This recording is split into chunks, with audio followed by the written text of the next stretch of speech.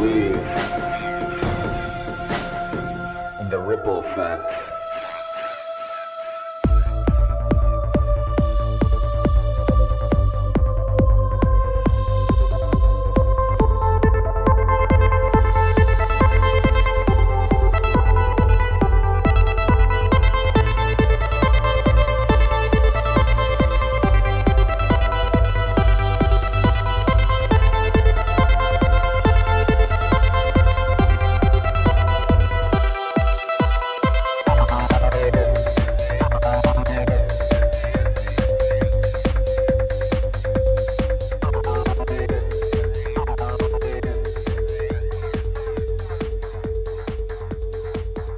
What's up? Another episode of Ripple Effect Podcast. Of course, I'm your host, Ricardo Fernandez, also known as Ricky Fernandez, and a great episode for you today. Today I have fan favorite, personally one of my favorite people to chat with, Dr. Jessica Rose. She's a mathematician, virologist, professional surfer, musician, PhD, and many other things. And during the COVID lockdowns and that whole era, she was one of the leading researchers and experts in the vaccine adverse reaction statistics and keeping up with people who were having adverse reactions due to the COVID shot. So she was interviewed on Del Bigtree's High Wire and many other great shows like RFK's Children's Health Defense Podcast.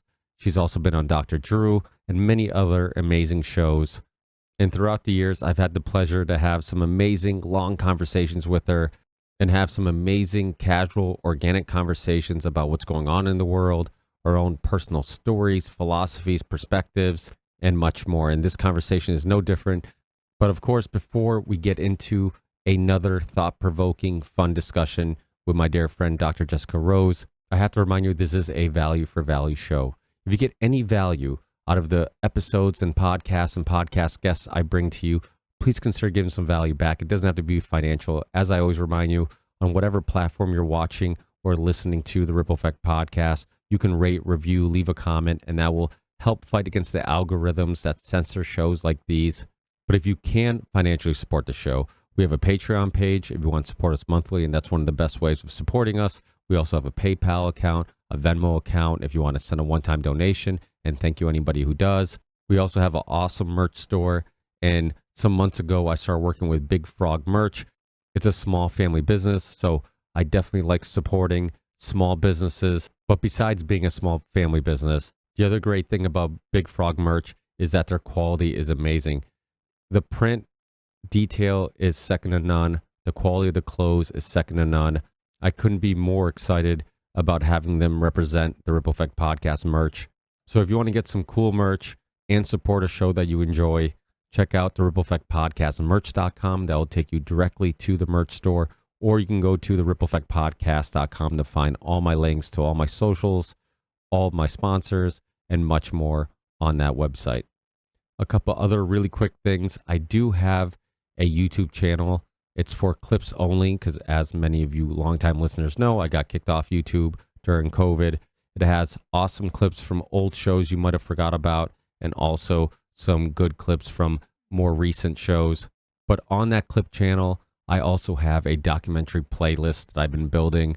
Check it out. If you're looking for some decent documentaries that are on YouTube, go to my clips channel, hit the documentary playlist, and search around. If you're looking for something thought-provoking, something interesting, there are still some decent documentaries on YouTube. Back in the day before I got kicked off YouTube, I had a massive documentary playlist on there. Obviously, a lot of documentaries would disappear little by little, and I'm having that issue now too. But if you're looking for something interesting, if you can't sleep at night, if you're just looking for a good documentary, check out my YouTube channel and go to that playlist. But if you're looking for the best platform to watch the Ripple Effect Podcast, because as I mentioned, the whole show's not on YouTube, but you can find the full video episodes on many other platforms like BitChute, Rockfin, Band.video. But Rumble, the nice thing about Rumble is that you can monetize shows on Rumble. So my shows are monetized, so you do have to watch some crappy little commercial before the show starts. But the benefit of that is if you can't financially support shows you enjoy, you can just watch them on Rumble. And because they have ads, you are financially supporting shows you enjoy. And so far, so good. They haven't censored any of my work. Who knows if I'm shadow banned? Everybody says they're shadow banned. I could be on Rumble. I could not be. Who knows? But I do want to grow my Rumble channel a little bit because for the time being, it's one of the best platforms to monetize video episodes. And I don't have to do anything besides just upload it there. The other benefit of Rumble is most app stores have the Rumble app now. So if you have a smart TV, if you have a Fire Stick, you can download the Rumble app, sign in, and watch all your favorite shows, including the Ripple Effect podcast, on your TV. So it's very convenient now to use, just about as convenient as using YouTube. So definitely download the Rumble app and subscribe to the Ripple Effect podcast and the Ripple Effect podcast archives channel, because that's where you can find all the older episodes. And the other benefit of Rumble is you can kind of use it for your audio and video, because if you're using the Rumble app on your phone, you can minimize the video and the audio plays in the background. So it's a great app.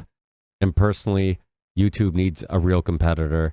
So for the time being, I know Rumble's not perfect. I know some of the funding for Rumble is suspicious, but for the time being, they're letting us post on there and they haven't censored us to the point that it's obvious. That's it. Enjoy this amazing conversation with Dr. Jessica Rose. As always, you can find her links in the show description, and I'll talk to you guys in the next one. Peace. I believe in the ripple effect.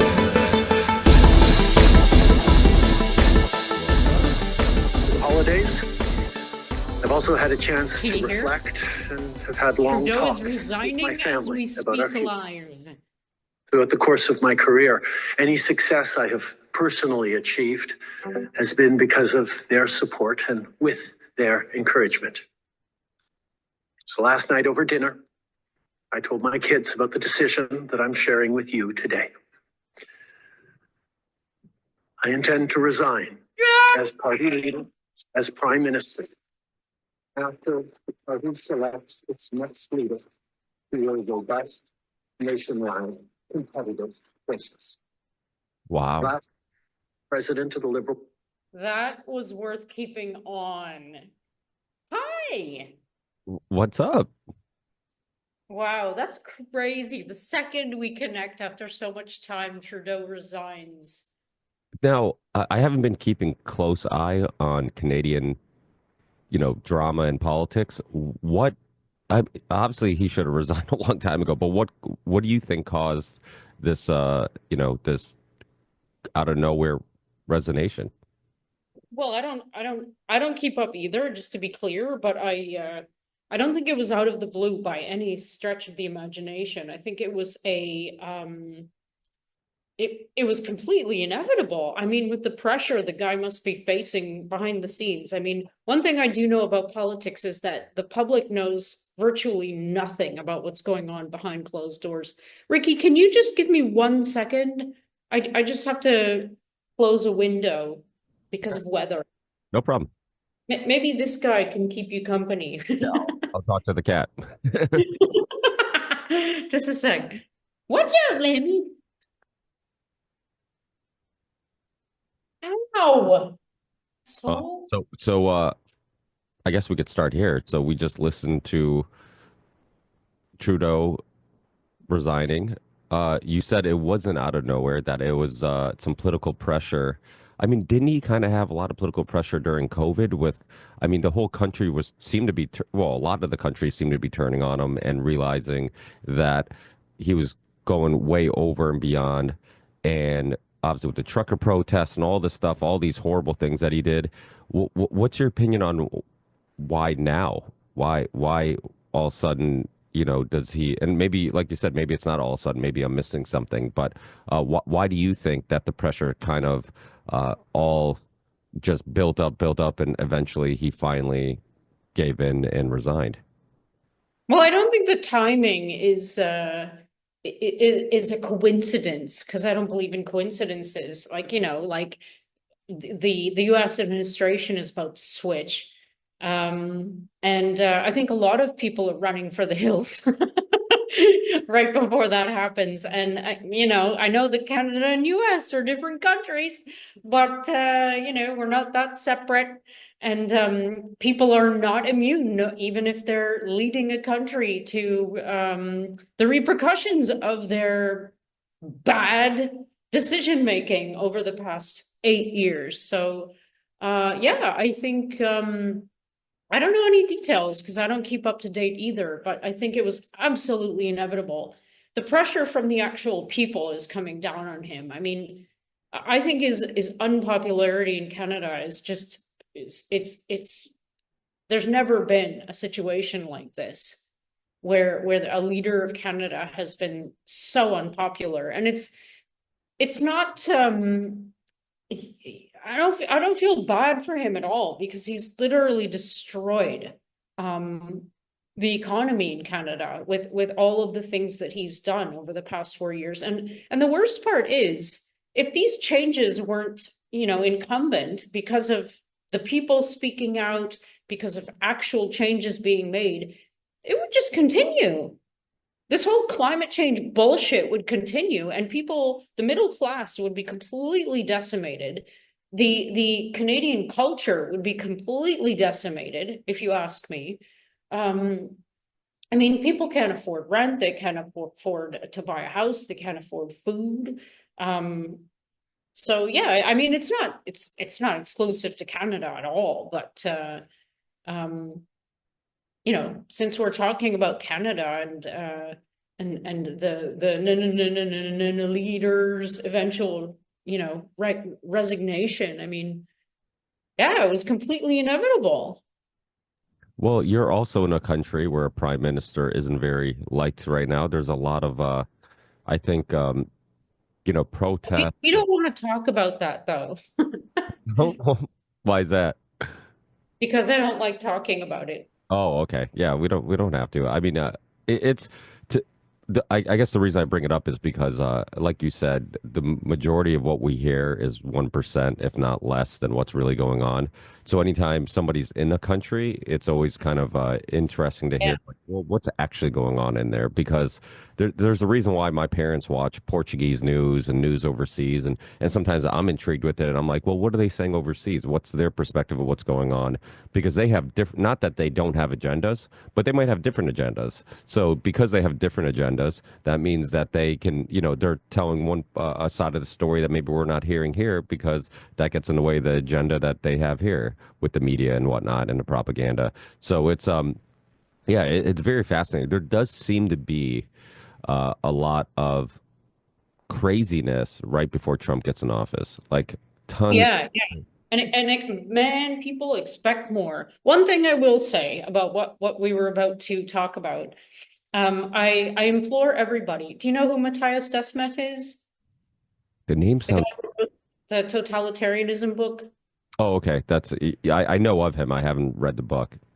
The Psychology of Totalitarianism. Anyway, he's a Ghent professor. He's been under huge fire because of his pushback against all this COVID nonsense over the past 4 years, and he's a psychoanalyst. Anyway, he came for a visit in this place that shall remain unnamed, and I took him for a coffee at one of my most favorite places on planet Earth to get coffee.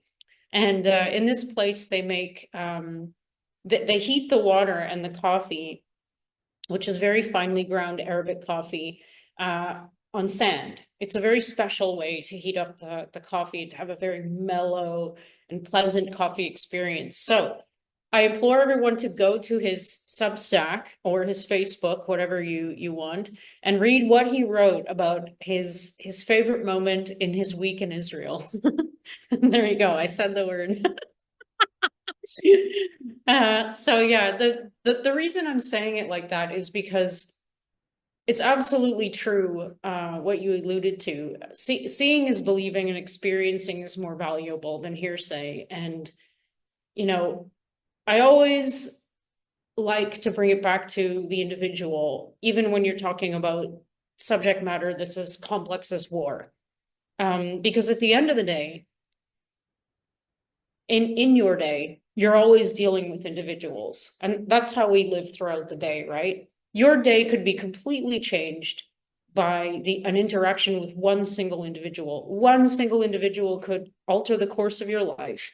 That's been the experience that I've had. Like I've been so lucky to have principal investigators for my various and sundry degrees, for example, who literally changed the course of my life. I had a math professor during my math degree who he's the reason I finished my degree. He's the reason I went on to do another one. He's the reason I feel inspired to keep doing what I'm doing, even though I feel really stupid half of the time. You know what I mean? I'm the point I'm trying to make is like we can't judge things from a distance, and we can't make generalizations all of the time. We definitely can't listen to what the legacy media is saying, because that's just a TV show. For anybody who doesn't doubt what I just said, it's a fact. It's a TV show. It's a scripted television show that's meant to orient your opinions, I guess, toward a certain way of thinking.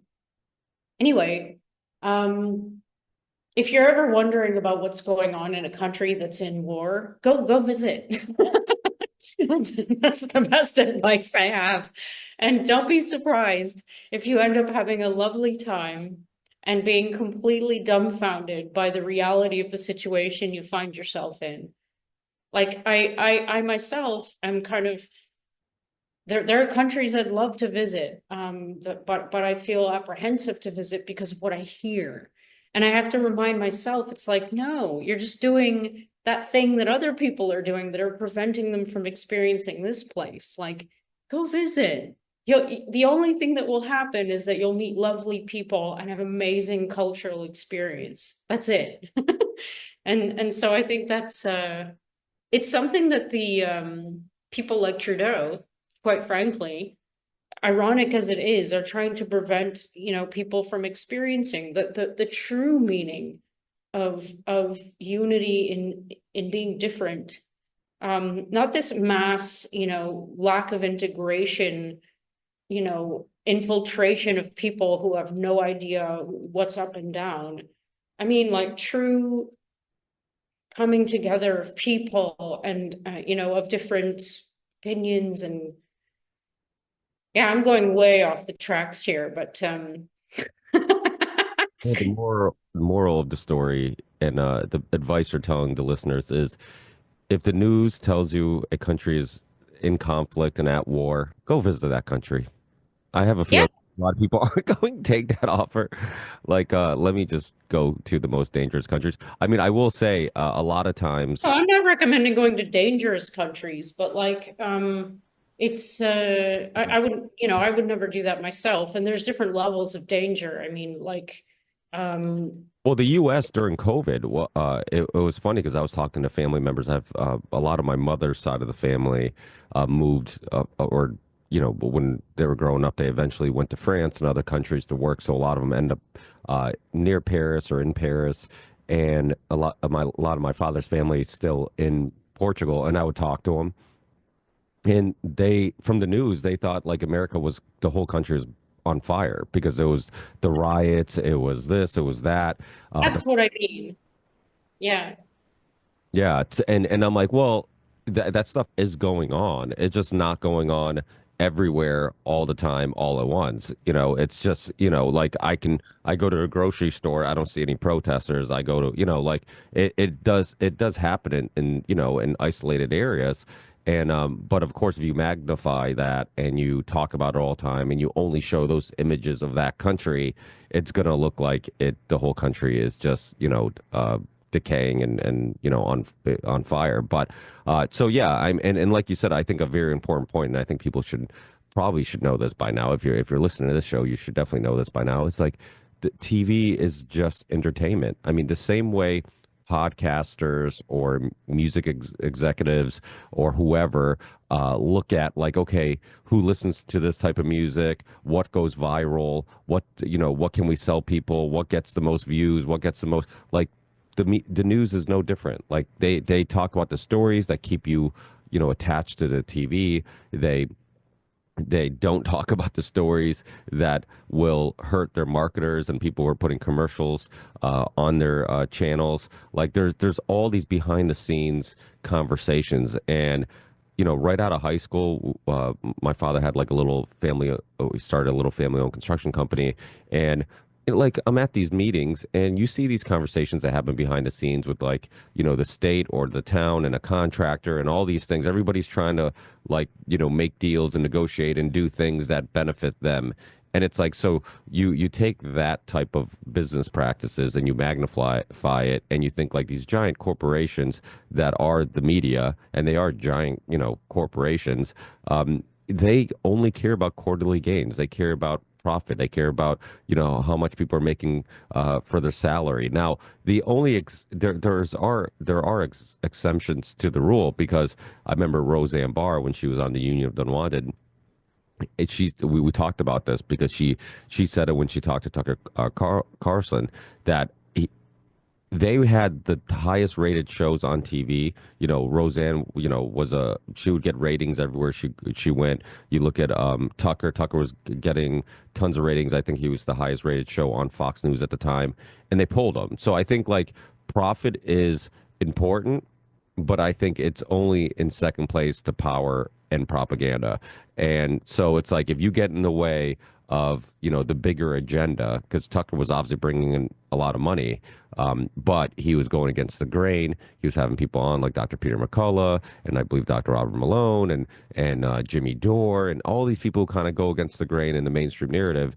Then they're like, hey, the money's not worth you getting in the way of the bigger agenda. And then they pulled them off the TV. So it's always fascinating, because there's like levels, right? And I've talked to so many people throughout the years, and like some people think like, hey, they're motivated just by money and power, and then some people think, hey, it's ideology. You look at somebody like a Bill Gates or a Soros or a whoever, and it's like, okay, what motivates these guys? These guys already have all the money in the world. They don't, they could spend the rest of their lives, just on interest on the money they have invested, being millionaires and billionaires. Why do they keep trying to influence society and culture and all these things? And it's like, it gets to that conversation about like, well, what is motivating them? Like, what they think that their purpose is, to do these things. And I mean, maybe in their heart, in their mind, they think like they're doing some good in the world, or they think it's for the betterment of society. Who knows? I don't know what motivates the crazy elite, but throughout history, the elite have always thought that they were the chosen ones. They were the ones who should be making the decisions for the people. And now the only difference between now and then is that we've tricked the public into believing that no, like we have choices now, and we control government, and we control our decision making and where taxes go and all the, because we get to vote, and we have representatives and all these things, and it's all just an illusion. And at the end of the day, like you said, it's all just entertainment.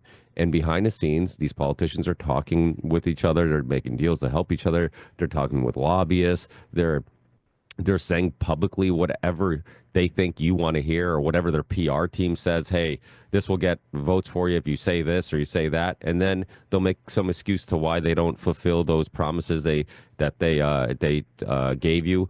And it's just like this endless cycle of like, you're being tricked, you're being tricked, you're being tricked. Like, when do you realize like it's all just theater? Now, the Trump thing's interesting because a lot of people.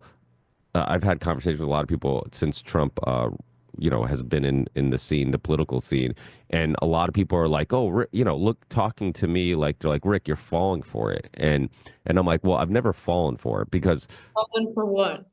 so since I started this podcast, you go back in the archives, you're going to hear me numerous of times. I mean, I've had, not the friendly debates with people on the show about like voting doesn't matter. All these people try to convince you that, they're going to be the savior, they're going to be the messiah, they're going to be, and then they all just end up being the same. And I think Trump is slightly different. And people will constantly say, well, like, He is, he's not a politician. well, and people say, well, he's not a politician, but he's in the same circles of the billionaires, and he's been talking about politics and hanging out with politics. And I I had this conversation with another podcaster about like, hey, and it was on the Union Didn't Want It. We had like a little debate about. I'm like, he's like, oh, he's a lifelong. He's been hanging out with Paul. I'm like, no, he's taking advantage of the system, like anybody who runs a business and anybody who is trying, who I think for a long time Trump cared about being a celebrity. He cared about making more money. He was like any capitalist. That's what he cared about. And politics was just another tool of becoming more famous and making more money. And if he could go to a Clinton a wedding and then bump elbows with some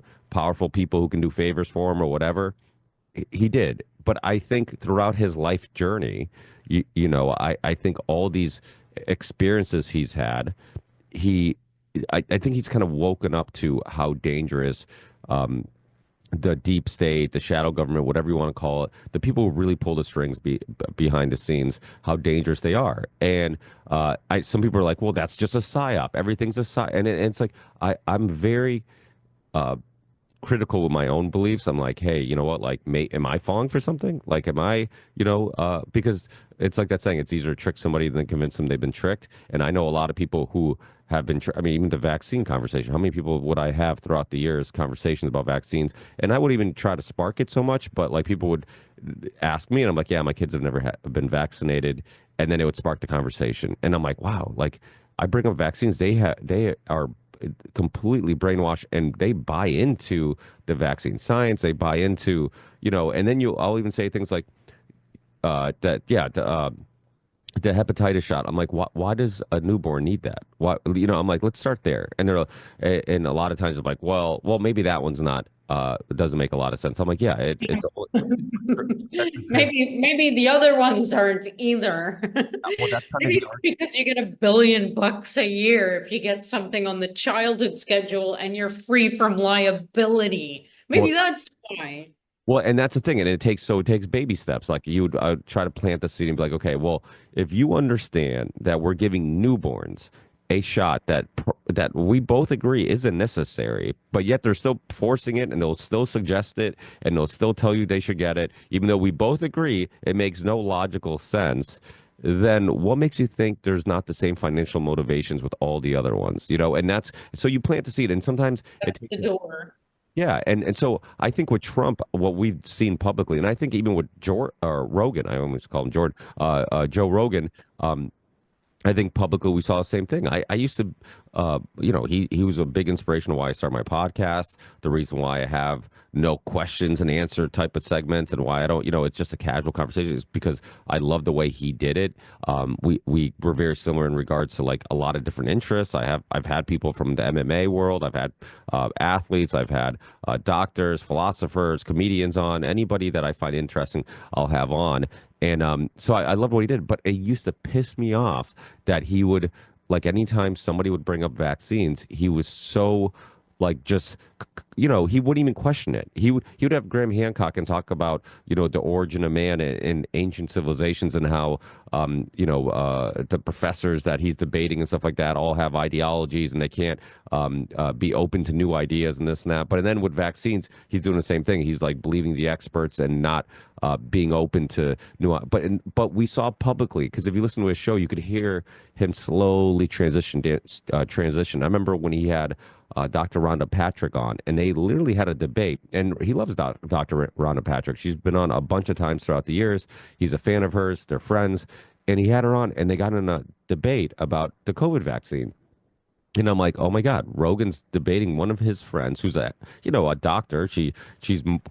Her opinion is obviously very much respected by Rogan. She's a PhD or whatever. And he was debating her on the show, and he was pushing back. And I'm like, oh, he's transitioning. I like it. And slowly he came along. And so it's like this idea that can't happen to people who are famous and popular. And if they Yeah. No, I get what you're saying. It's true.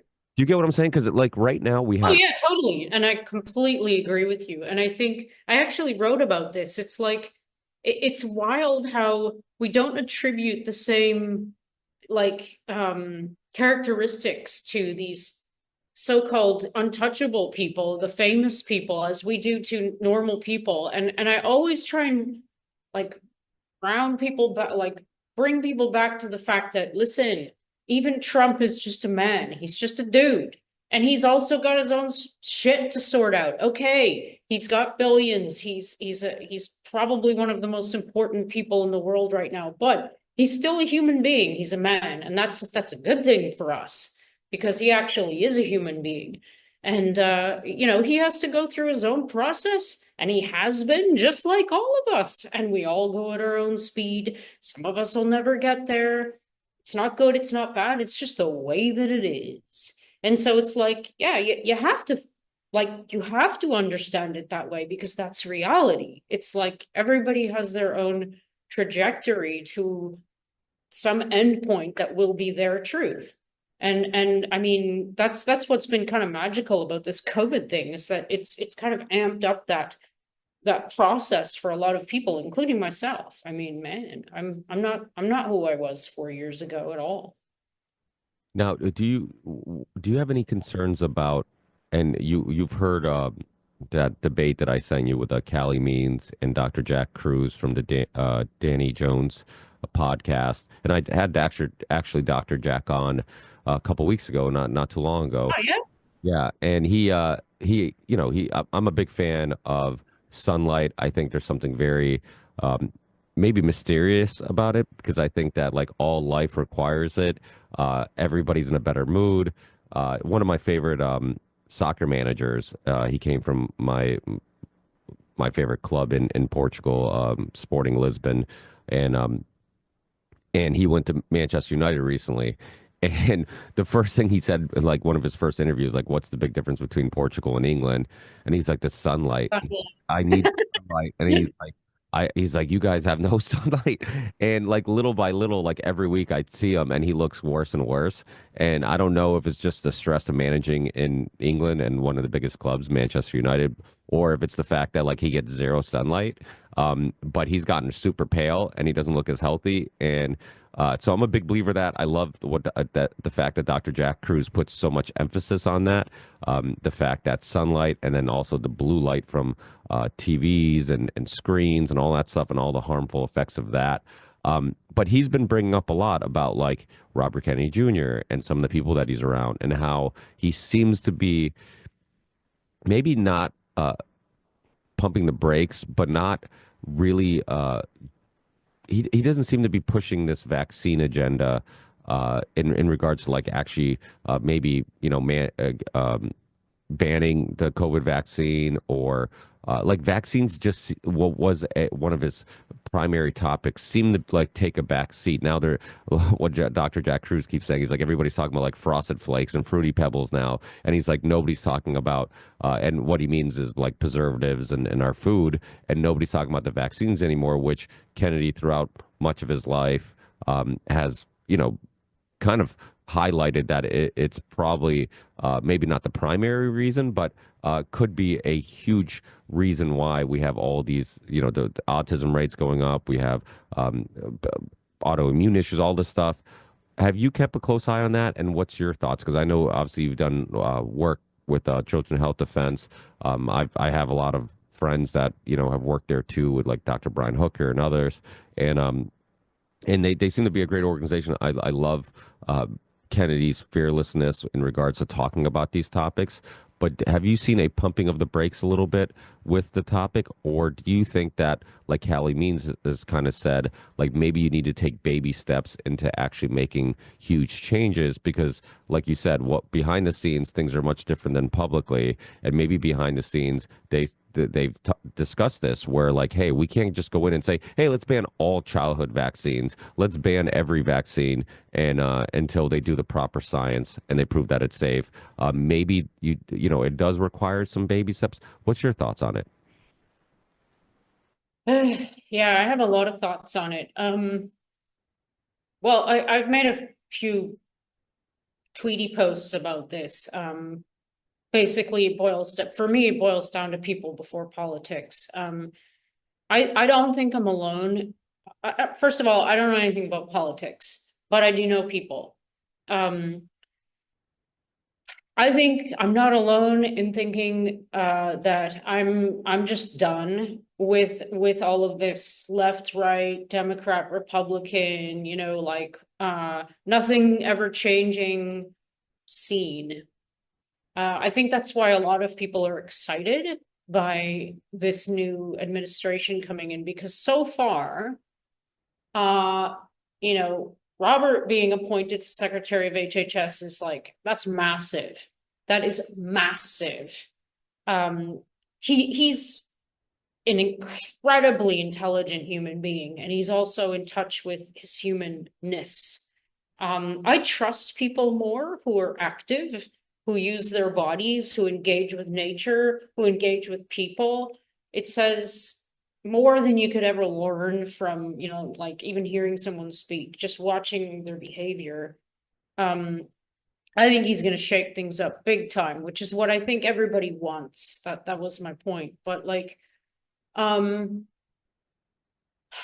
the subject matter of, like Callie made a comment about, we need to make this vaccine issue a political issue in order to bring it to the people in a potable way. So he said something like that. And I'm like, no, you're like, and I'm very strong about my opinion on this. He's wrong, because everybody's already been affected by one aspect of the last 4 years: the mandates, the masks, the shots. Something ruined something in every single person's life, and it was impositions by human beings for ridiculous reasons.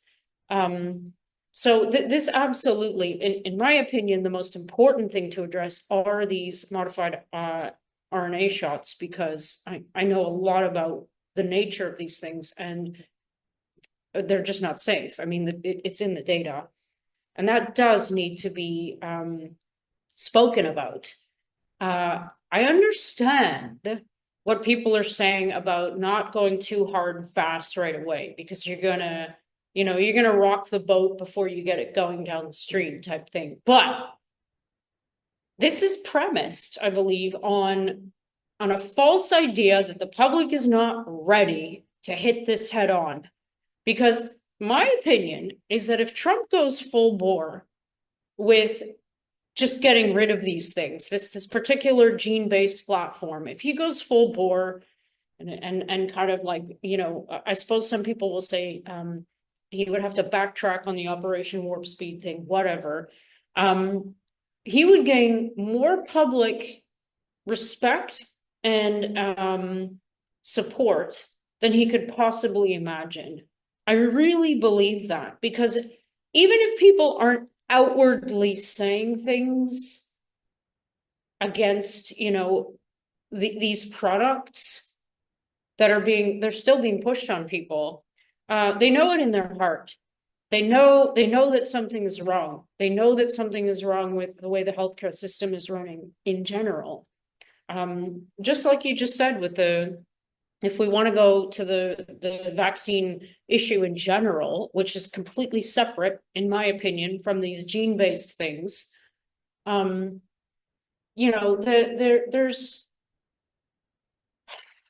no justification for any of it. Like, if a doctor gets through med school, they do their residency, they don't do one single course on vaccinology, they do one course in immunology. They don't know anything about these particular vaccines. They don't know about the adjuvant. They don't even know what an adjuvant is, because they only did one course in immunology. And they're given the CDC pink book and the blue book. And then they're told, here's a printout of all the shots as a pediatrician, let's say, for example, that you need to give all of these babies, no questions asked, because it's the rules. I mean, come on now, that doesn't require a relationship between the patient and the doctor at all. There's no thinking there. It's just brainwashing.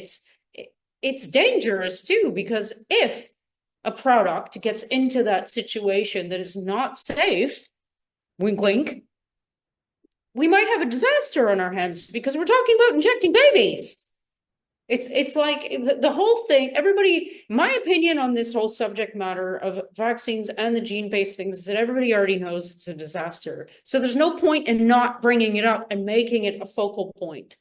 You're only going to gain votes, respect, and backing, in my opinion, I mean, I could be wrong because I don't necessarily understand all the ins and outs of the horrific deep state or whatever the hell.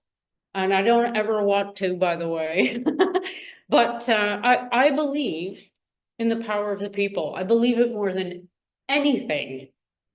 Because, you know, the only power that exists is in us. Period. Everything else is an illusion. Now, That was a bit philosophical, but no, I like it, but and I'm glad you brought up Operation Warp Speed because a lot of people will highlight that as like, hey, you know, that's an obvious reason to think that Trump's just BSing us, and look, he's the one. But people have to remember, and I think Del Bigtree did a great job, and I wish I could find a segment, an episode, but during one of the High Wire episodes, he talked about how like everybody is now turning on Trump and saying that he's pro-vaccine and you know, bringing up Operation Warp Speed. And what they did, they went back and they found all the highlights and segments of him pushing back against the COVID lockdowns, about the vaccine mandates. Remember, all this stuff was really pushed, especially the mandates by OSHA and whatnot, during the Biden administration. And yeah, during the Trump administration, okay, he and of course you're the president of the United States of America. You have every, you know, high-ranked expert. You have all the CEOs and high-ranked doctors throughout the world telling you that you have to get this vaccine and this is your way out of it. Like, is it hard to believe that Trump's like, okay, I guess everybody's telling me, everybody who's an expert in these fields are I telling. just love you, Ricky. You're awesome because you're doing exactly what people need to do. You have to realize that he's a human. He makes mistakes. He's allowed. I know, okay, he's the president and he's gonna be again. He's still allowed to make mistakes. Having said that, he does have a higher responsibility and he does have people around him. But here's another important point. Those people around him are critical to everything, that the way this is going to play out. There are some people that he's chosen. My understanding is that they're not they're not really the best picks. However, Jay Bhattacharya, I think, is a good one, and Robert is an amazing one. I mean, he's just going to flip everything on its ass, I hope, and maybe even hire me. And so I think, like, we have to give people, and I don't just mean presidents, I mean everybody. Like I've been saying this throughout, like we have to give people the leeway to make mistakes because everybody does. And if you allow someone the leeway, you're probably going to be surprised by the reaction that you get. Like, I think that one of the main things holding Trump back from completely admitting that the thing that happened because of Operation Warp Speed was the normalization of this platform. The thing holding him back from saying out loud that this was a disaster is this wall of that he's got built up in his mind that's going to happen if he does that.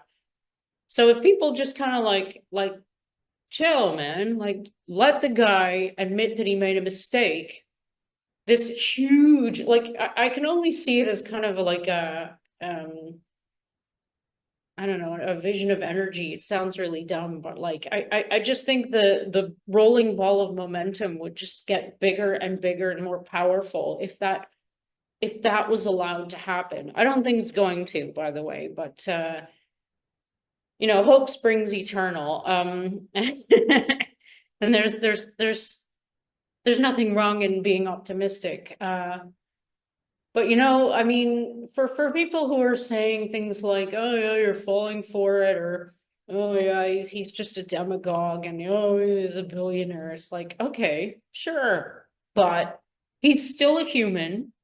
He still likes people. You can tell that by the way he interacts with people. He's a likable guy. He's very likable. I mean, everybody that I know says he's hilarious. I've actually seen him speak publicly, and he's a funny guy. He's and it's important because levity is it's good for the immune system. And yeah, it's just if you don't take a leap of faith, let me just put it this way. I don't think there's anything wrong with taking a leap of faith at this moment in time. You can simultaneously, things aren't mutually exclusive. Keep your eye on everyone. I think that's what everybody should do. And I think that's what Jack, to go back to your original question, I think that's what he's doing. I think that he's, and Mary, you know, yeah, you have to hold people's feet to the fire. And those people are really going to appreciate you in the future, because it's like your story about Joe transitioning. It's like the people who are going to end up like helping you get to the other side of a way of thinking that you probably should evolve to as an individual are going to be the people who are opposing what you're thinking. Probably they're the ones who are going to get in your face and like shake you up a bit. It's not going to be the people who are like yes ma'aming and no ma'aming and following orders who are going to change you.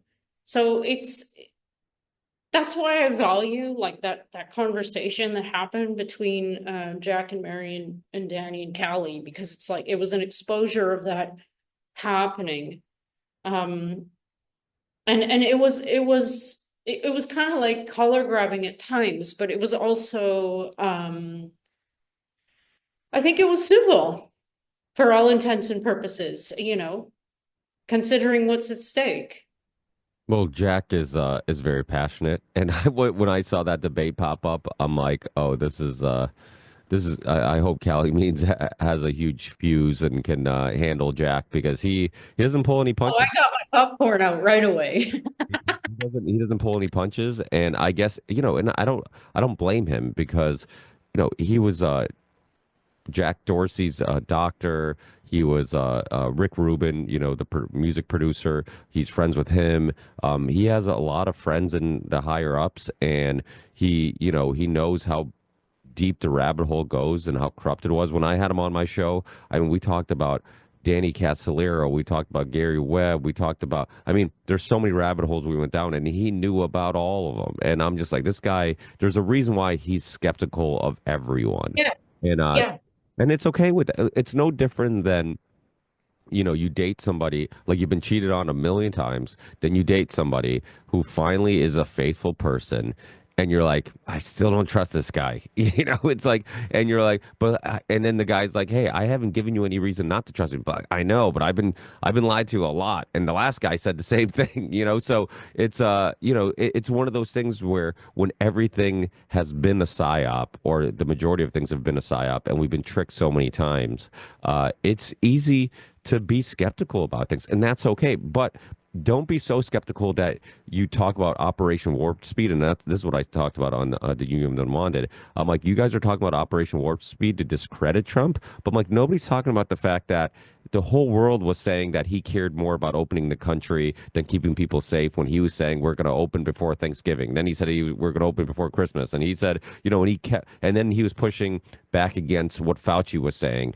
and then he was pushing back against Deborah Birx, and he was, you know, and then he openly talked about was it hydroxychloroquine or ivermectin, one of the two. He openly said he took it, and even though he knew that Big Pharma, the last thing they wanted was anybody to think that there's a safe alternative to the vaccine that they're trying to force feed people. So, you know, he also understood that with emergency authorization, there couldn't be another alternative. You had to convince the public that there's nothing else that works, and that's how we justify giving you a experimental, you know, no studies, no long-term studies product, and force it on the people. And it was the Biden administration that kept kids masked for way longer than they should have, because no masks was the proper timeline, and then forcing people to get vaccines to go back to work, forcing people to get vaccines to go to college, when we know that young people had zero issues with COVID. You know, so there's all this. It's like, okay, don't just cherry pick what you want. Like, okay, I get it. Operation Warp Speed. They spend a lot of money. Trump is also a little bit of an arrogant guy. If he can get credit for something, of course he's going to brag about it. I do have a problem with him bragging about Operation Warp Speed, like but remember, Pfizer also only introduced the vaccine, or I think it's when they talked about it was like right after the election. So he was put, obviously him and Pfizer didn't have a great relationship because Pfizer didn't want to give him any credit. They waited till after the election. So obviously he was butting heads with Big Pharma.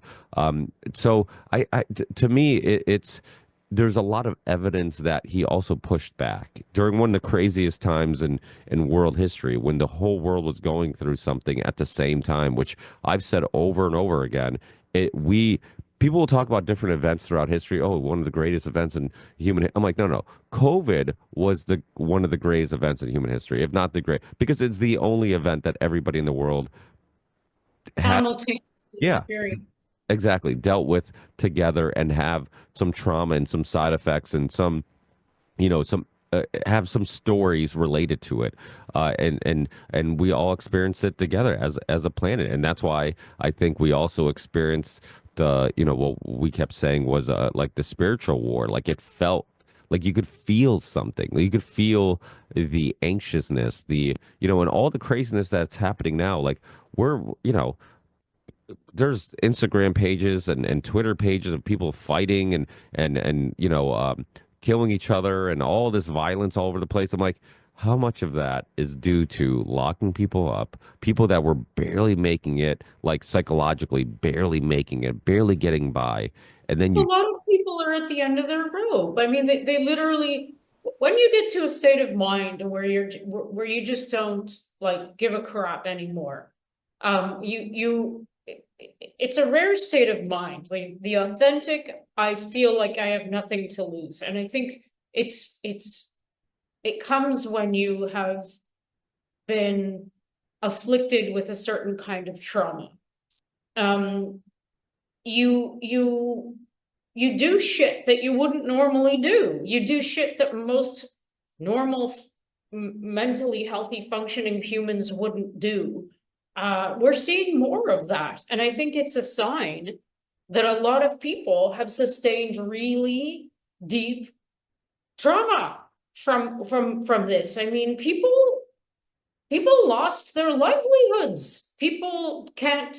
They haven't been able to recover, and simultaneously, everything is changing. In addition to that, I mean, we're facing right now in real time, like a completely new reality that's impending with this AI crap. I don't think people understand like how fast our lives are going to change one day with this. I mean, it might seem like I brought that up out of the blue, but the thing is, like, it's not just on the internet that you're going to feel the impact of the AI construct or entity or whatever you want to call it. And I know that there are different ones. It's in the real world because, like, most people are still engaged in the legacy reality. Banks, credit cards, cars, homes, all this crap that's interlinked that will be centralized soon. And what's going to run that? What do people think is going to run that? It ain't going to be humans. So the pending, like, I think we give ourselves so little credit when it comes to our value. I mean, man, oh man, oh man. I just wish I could like touch people's foreheads and like make them understand how important they are. Like, as a human being, as an individual, it's like focus on things like paying more attention to your intuition and follow that, and don't be afraid so much of, like, I know this sounds stupid, but this is how I live. Where you're going to get your money next week, and do something that is driven, that is heart driven type thing. And I know that sounds stupid and unrealistic, especially if you're hungry, but I'm saying it because I've been there. I'm speaking from experience, and yeah, and there's another aspect to it, which we probably, I don't know if we should get into, but there are a lot of actual degenerates among us, who who aren't really motivated by a desire to live, to create, to share, to experience joy. There are. It's reality. Yeah, but Um, do you think that's is it nature or nurture, right? Like it's one of those things where I tend to I think it's scripture.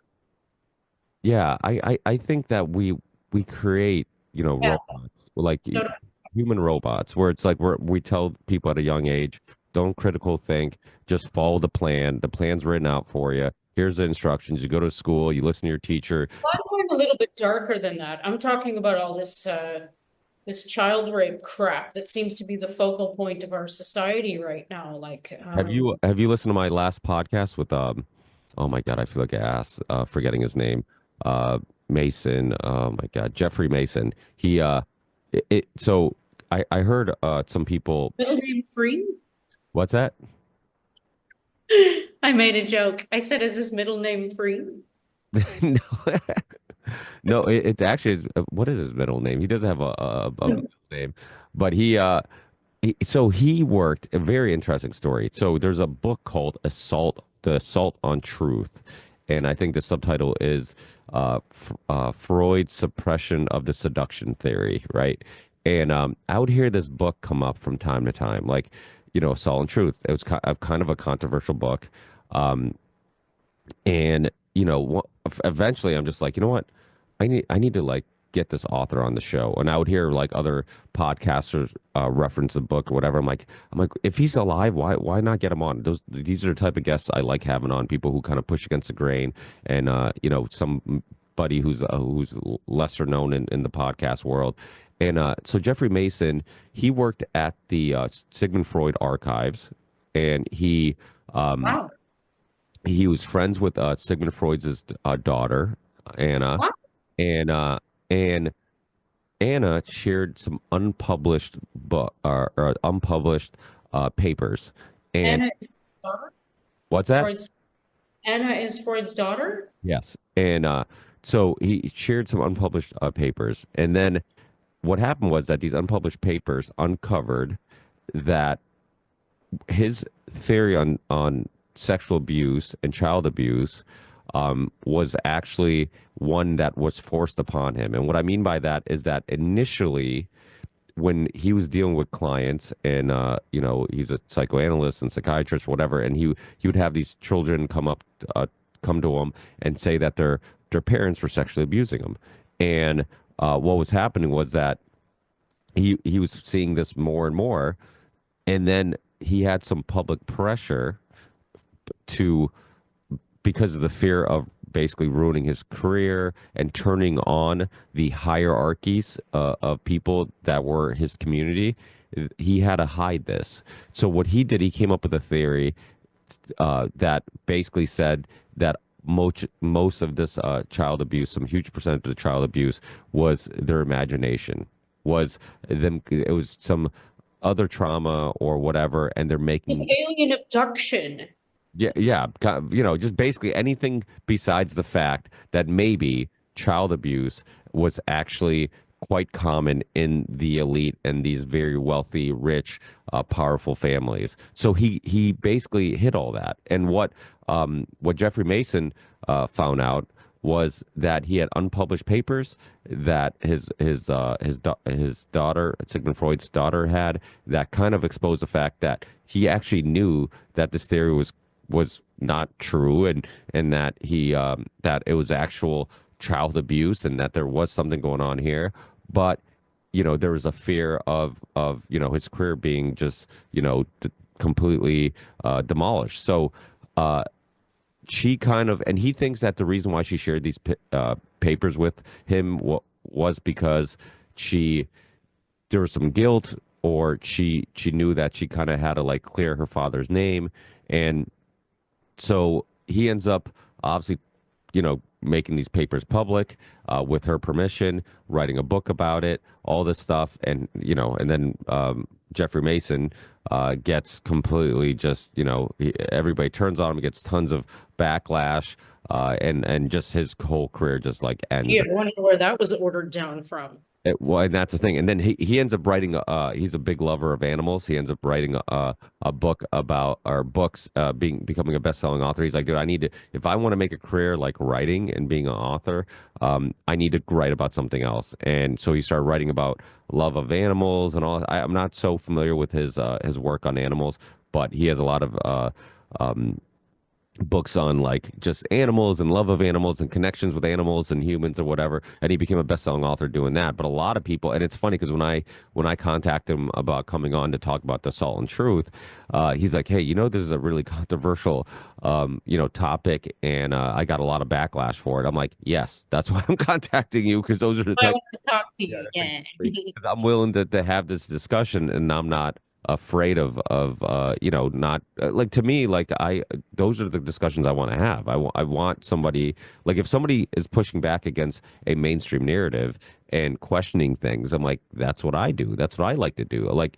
I don't want to just believe something to be true. Like, if there's somebody who's saying, hey, there's more to this story, like, that's what I want to uncover, that's what I want to learn from it. So but it's very fascinating. But to go back to, I got way off topic, but to go back to your initial point, like, what this uncovered was something. So Sigmund Freud knew a long time ago, it's something that a lot of people are learning now, that sexual abuse and child rape and child abuse isn't a lower class issue, or exclusively a lower class issue. Because what the public and media does, and I talked with Jeffrey Mason about this, of how they paint the picture that it's like child abuse happens with broken families. It happens with people who live in trailer parks, people in poverty, people who are hillbillies, people who are everybody but the rich, powerful elite.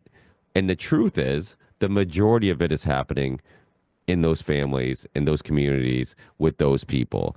And so it's been a very well played trick. And, one of the reasons why I wanted Jeffrey Mason on was kind of to highlight that like, hey, when we talked about the Franklin scandal, when we talked about Jeffrey Epstein, when we talked about Penn State's, before that scandal went public, the district attorney of Pennsylvania had a mysterious disappearance and found him, like, dead with his laptop. Like, this stuff has been happening everywhere, and it happens in fashion. It happens in Hollywood. I mean, think of who's the Hollywood producer that was sexually abusing people. The famous one, Harry Weinstein, was his Weinstein, name? right? So you look at Weinstein. Obama's daughters interned for Weinstein. Like, so no way he didn't know. So it's either one, he didn't care, or two, he just knew his kids were off limits or whatever. But why, if like, you have access to the NSA, CIA, surveillance, whatever. There's no, you hang out. I mean, and Obama was as much of a Hollywood celebrity as he was a president. I mean, there's no way he didn't know about some of these things that were going on behind the scenes. So it's like, I've always been really curious. I'm like, why did he let his daughters intern for him? And so it's like, is he just accepted the fact that this stuff is just the way the world works? And if you're at that highest level, you probably have, because, like, these conversations back in the day about Skull and Crossbones and the Bilderberg Group and the Club of Rome and all these secret societies and the Council of Foreign Relations and all this stuff, and people are like, oh, like, that's just conspiracy theories. And now you're like, oh, okay, now the World You Economic. gotta be a really, really special kind of strong-minded, which might be nature person to reject the evil that comes at you when you get to these so-called upper echelons, really. I do think that there are way too many weak-minded people around. I really do. And I think it comes down to being weak. But having said that, I don't estimate the power of the evil that people are faced. Like, do you know who Sean Atwood is? Yeah, I've been on his show. Oh, you have? Yeah, a while ago. we were on to talk about, I think it was me. He had a bunch of us on. It was me. He had Ryan Christian from The Last American Vagabond. I think he was also a guest on that episode. And then I think Monica Perez, and they had us on to talk about, at the time, the Hunter Biden laptop. And I think that's what the primary topic. But Charlie, I think he read into my work because Charlie has been on that show a lot. Charlie Robinson from Macroaggressions and the Union of Unwanted. He's been on a lot, so I think they have a connection. And then he was just looking for some researchers and thinkers and people to share their opinions on the Hunter Biden story when it was making headline news. So he invited me on. What's your impression of him as a human, having met him? Well, let me tell you something else about him that's kind of fascinating. So there's this what's his name? Wheezy, who the What Is Truth podcast and Sean Atwood don't like each other. And Wheezy was a up and coming kind of like podcaster, and I'm Just learning that there's this like whole ecosystem of podcasters and YouTubers, and like there's this whole thing going on that I know nothing. well, you but kind of it's fun. highlighted it. It's like they're people, right? And like I stay away from all the drama. Like if there's a jerk out there, like I just ignore him. And if there's, I mean, Remind me to make a comment about what you're saying though after you're done, in case okay. I forget. And Wheezy podcast, he hates Sean Atwood, and he hates him because he thinks that there's something real shady about him. And there's supposedly a video of like him in, like, I don't know if it was like a girl, of like a prostitute, I don't know, something like that, like he kept his webcam on or something like that, and he was like counting money, and he had like his shirt off, and there's like some girl that, it was like something that looked kind of shady, it looked like something you would, a video of like Hunter Biden, you'd see him doing, like, just like with crack everywhere. But that's not what happened with Sean. But like it was just something, it was a different perspective of him, right? Because he's when he's on camera, suit, or dressed very nice, well spoken. He's well known for his drug trafficking story. I think he's been on London Real and some other big podcasts throughout the years. And so it's fascinating. I run into these characters and I'm always a little skeptical of them, because it's like there's certain people that like immediately, and it's hard because like if I met you in person for the first time and you met me, like immediately we would know, like, okay, this is a real person. This is organically what I see is what I get. And then there's but online it's a little harder to do that with certain people. So you meet people and you're like, okay, are they sincere? Or is there more to this story? Like, I've always been really skeptical of like Brian Rose from London Real. Like he just Interesting. he's since the beginning has just seems like a capitalist, and just seems like he's in, like, there's certain people that get into podcasting and they're trying to convince you they're doing it for passion and they're really doing it for profit. And he's one of those people that kind of always I'm like, like there's something real shady. And I don't, who Dorian Yates is? Nope. So Dorian Yates is one of like the most famous bodybuilders of all time, and he was from the UK. Real like he's very spiritual guy now, like very into homeopathic medicines and sunlight and Mother Nature and all this stuff.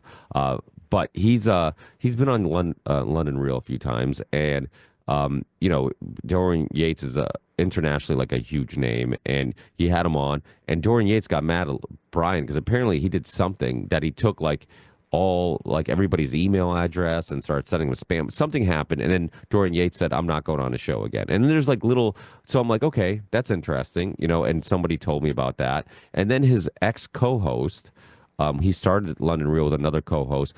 Brian Rose was actually years ago when he first started the show was on Joe Rogan with his co-host. That's when he still had a co-host, and just as guests on talking about their how they're inspired by JRE and Joe Rogan, and then how they have similar guests or whatnot. And then they butt heads. Like the co-host said that Brian Rose is not what he looks like, and then Brian ran for like mayor. And like I don't know, there's something he gives me that like salesman type of feel, and honestly, I got to say this because it's true, and maybe I'm wrong. and it looks like I kind of, he's evolved. Maybe I wasn't wrong, but maybe he's evolved. But Patrick Bet David, he gave me the same feeling initially. Like I'm like, all he cares about is profit. I'm like, dude, you make tons of money. Why are you trying to sell me a hat? Interviewed Annika Lucas recently. Did you see that? What's that? He interviewed Annika Lucas recently. Did you see that? Why does that name sound familiar? She's the woman who's part of the elite pedo ring from like age 6. Oh, You yes. I actually wanted to have her on. She's I don't know, I can't you remember. should have.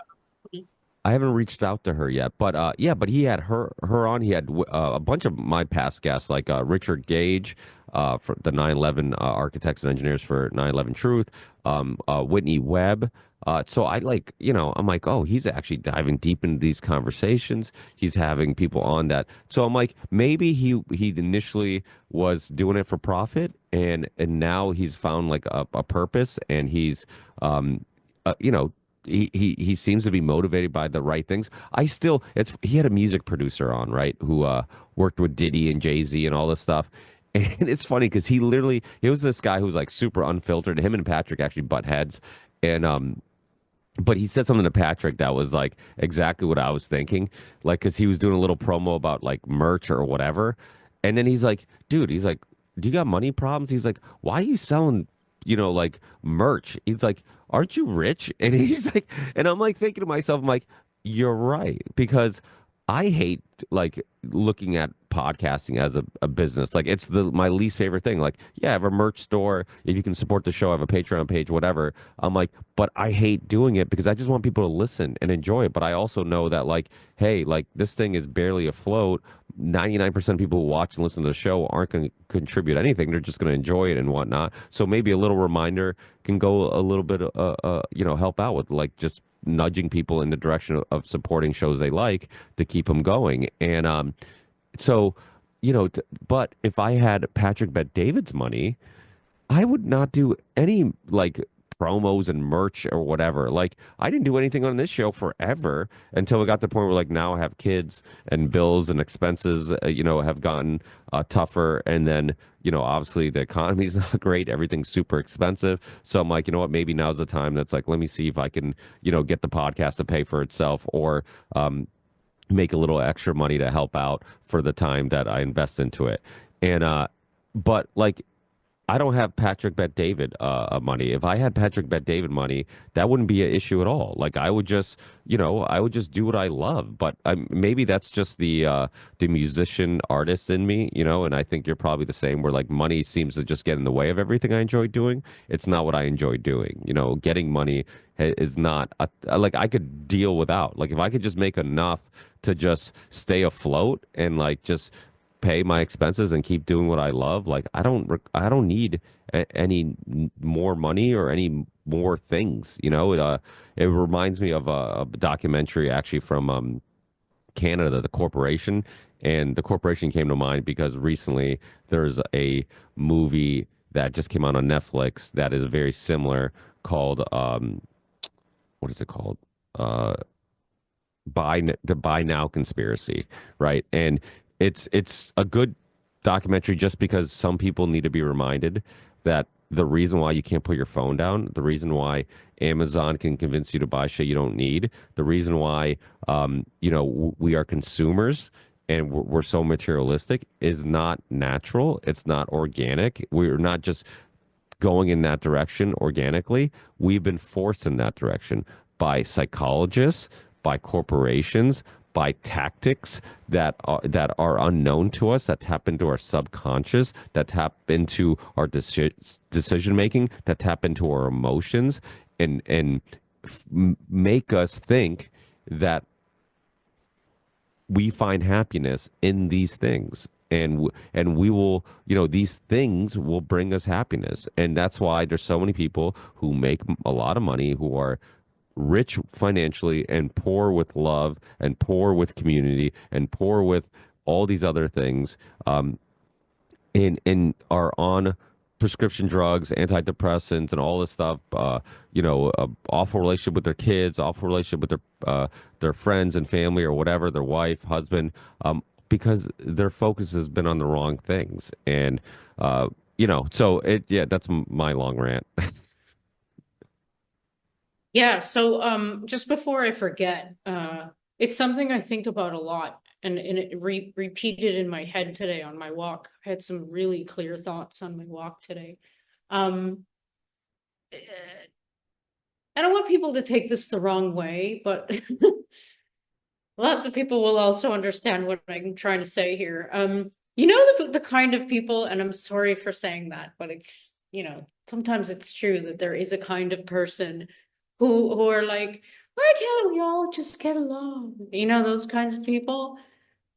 Now, I agree. I think that we all should just get along. However, in the milieu that we face ourselves in this reality, the reason why we can't just all get along or even maintain an attitude that that's possible is because there are some among us who are not good guys. I don't want to get along with pedophiles, personally, to put it bluntly. I don't think that I should have to, let alone have my life dictated by them.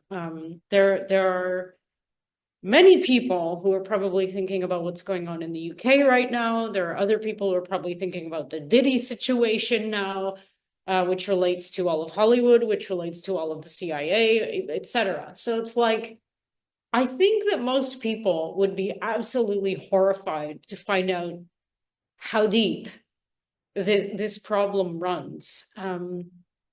Like, the reason I asked you about Sean Atwood is because the only reason I know who he is because he's one of the people who've been talking a lot to Jaguar Wright. I don't know if you know who she is. And I find her very interesting to listen to. I understand that a lot of people have a lot of problems with her, but I also understand that there hasn't really been anyone who's been able to prove with evidence that what she's saying is not correct, which, time will tell, right? But she she claims to have been there in the beginning, and she claims to have been one of the people who was victimized and has seen a lot of shit. And she seems to speak from a place of, she's just telling the story of her life. And the weird part about it is that it resonates with a lot of what other people are saying, and what we're seeing right before our eyes. I mean, how is it possible? I saw a headline today. I don't know, it was something about this Starmer guy and the rape gangs and the Zezede. I don't keep up with all of this because I find it really hard to focus on because it's so horrific. But it's like, how is this even something that we're debating? I mean, I feel like if they had, and I'm going to put the quote unquote they around the they, if they had their way by now, pedophilia would be completely frickin' normalized. Like, that is not an understatement. You know what I mean? It's like, are they connecting with what that means? Do they understand, like, what that means?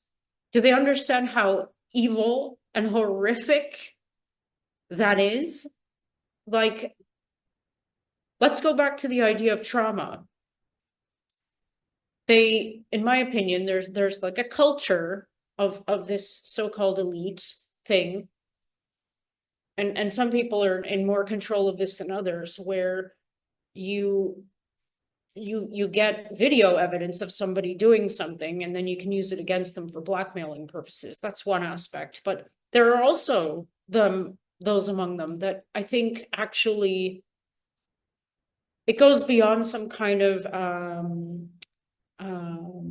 blood contract or ritualistic thing. It's like, I think some people actually genuinely take some kind of disgusting pleasure in what they're doing. And I don't know why I'm going down this rabbit hole right now. I guess it's on my mind because it's bothering me so much. But I mean, I think it's important for everybody to realize like how deep this goes, and how we have to like recognize it for what it is. It's absolutely disgraceful evilness. It's the usurpation of innocence, and that's the best thing about a human being, if you ask me. The innocence, and you find that in children. As you grow up, you lose your innocence for various and sundry reasons, but it's like you have to protect that at all costs. And I think that because so many people, and this goes beyond like child rape trauma, you know, it goes all the way to COVID trauma and all sorts of other trauma, like not being able to pay your bills, which can also induce trauma if you're trying to feed your family and you can't. This is something that it plays on the human family, the consciousness of the human family. I mean, I just, that's what I was saying earlier about people. They need to know how important they are, like, because I don't know, like, exactly how to say what I think what I'm feeling, but it's like we're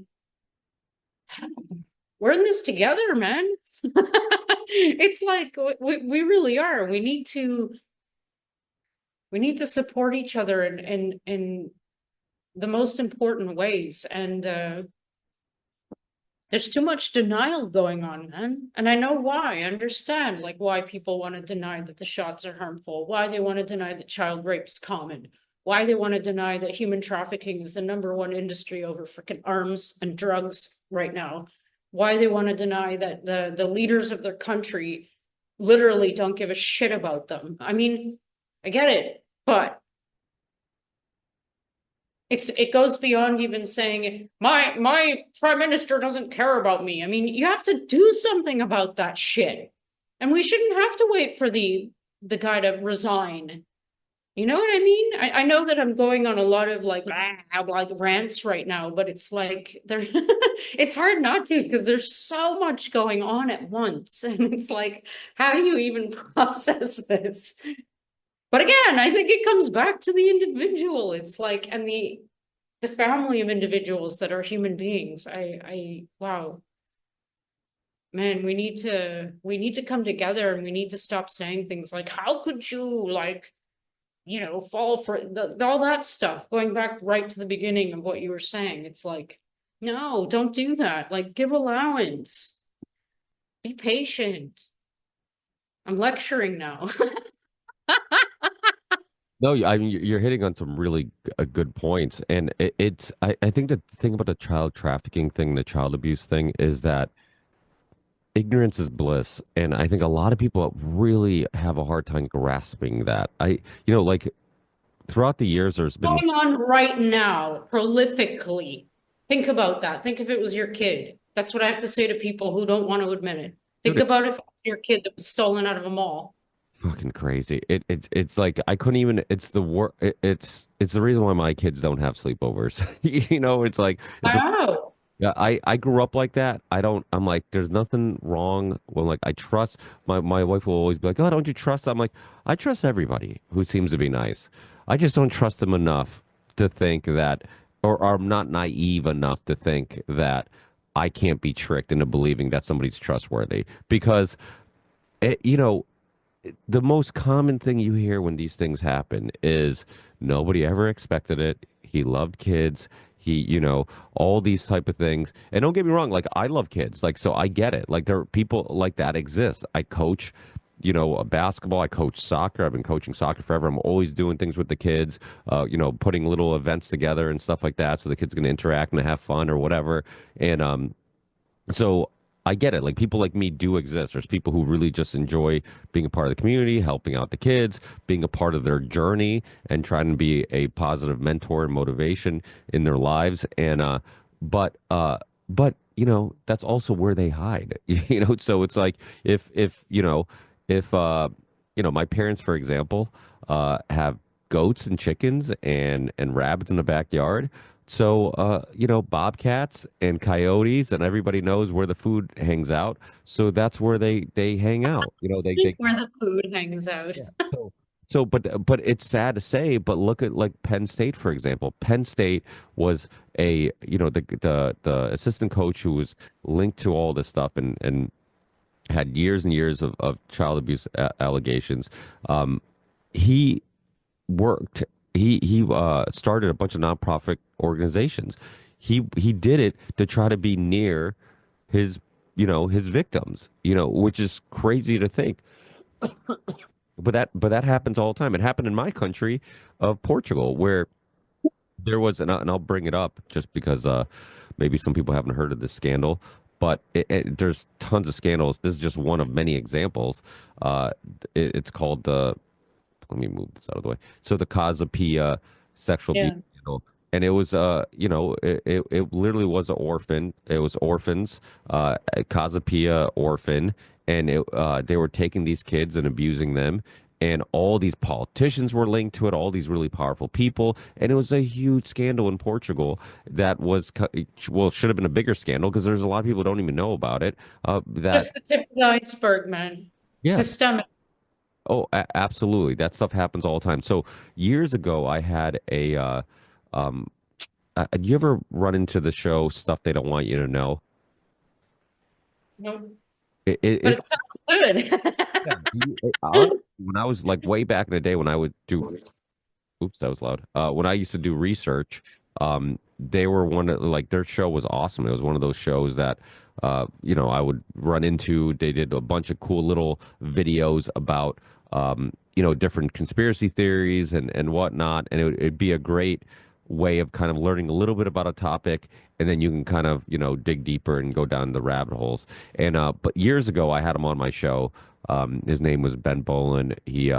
They also have a podcast now, but it was a cool little show, and they still go down. But they're owned by the Discovery Channel or something like that. So when I had him on, this was like, he seemed to have a lot more of the green light to talk about what he wanted.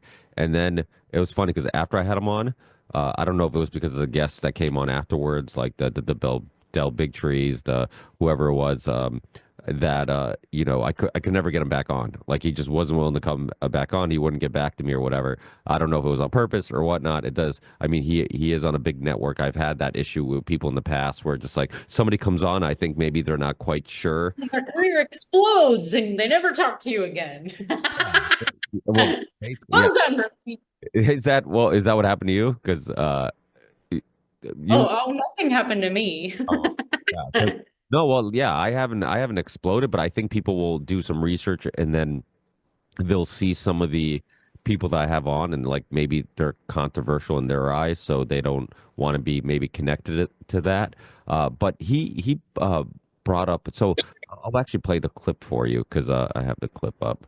So this is, I'm not on, my shows can't be found on YouTube, but I did start a clip channel on there, and I'll play a clip of a very interesting episode that he did. Or anything. As far as conspiracy theory, Yeah, so I asked him, I just to refresh my memory. I asked him like, was there ever a story that they researched that they couldn't go public with, or they couldn't discuss, or they had to self-censor? Well, And so this is a story about the Beast of Belgium. or anything. As far as conspiracy theory type topics that we started investigating, one of the things that makes me say absolutely is something that is very dark, and personally bothered both Matt and myself for a while, and that is a Belgian child exploitation ring. yeah. This is the one that Annika was in.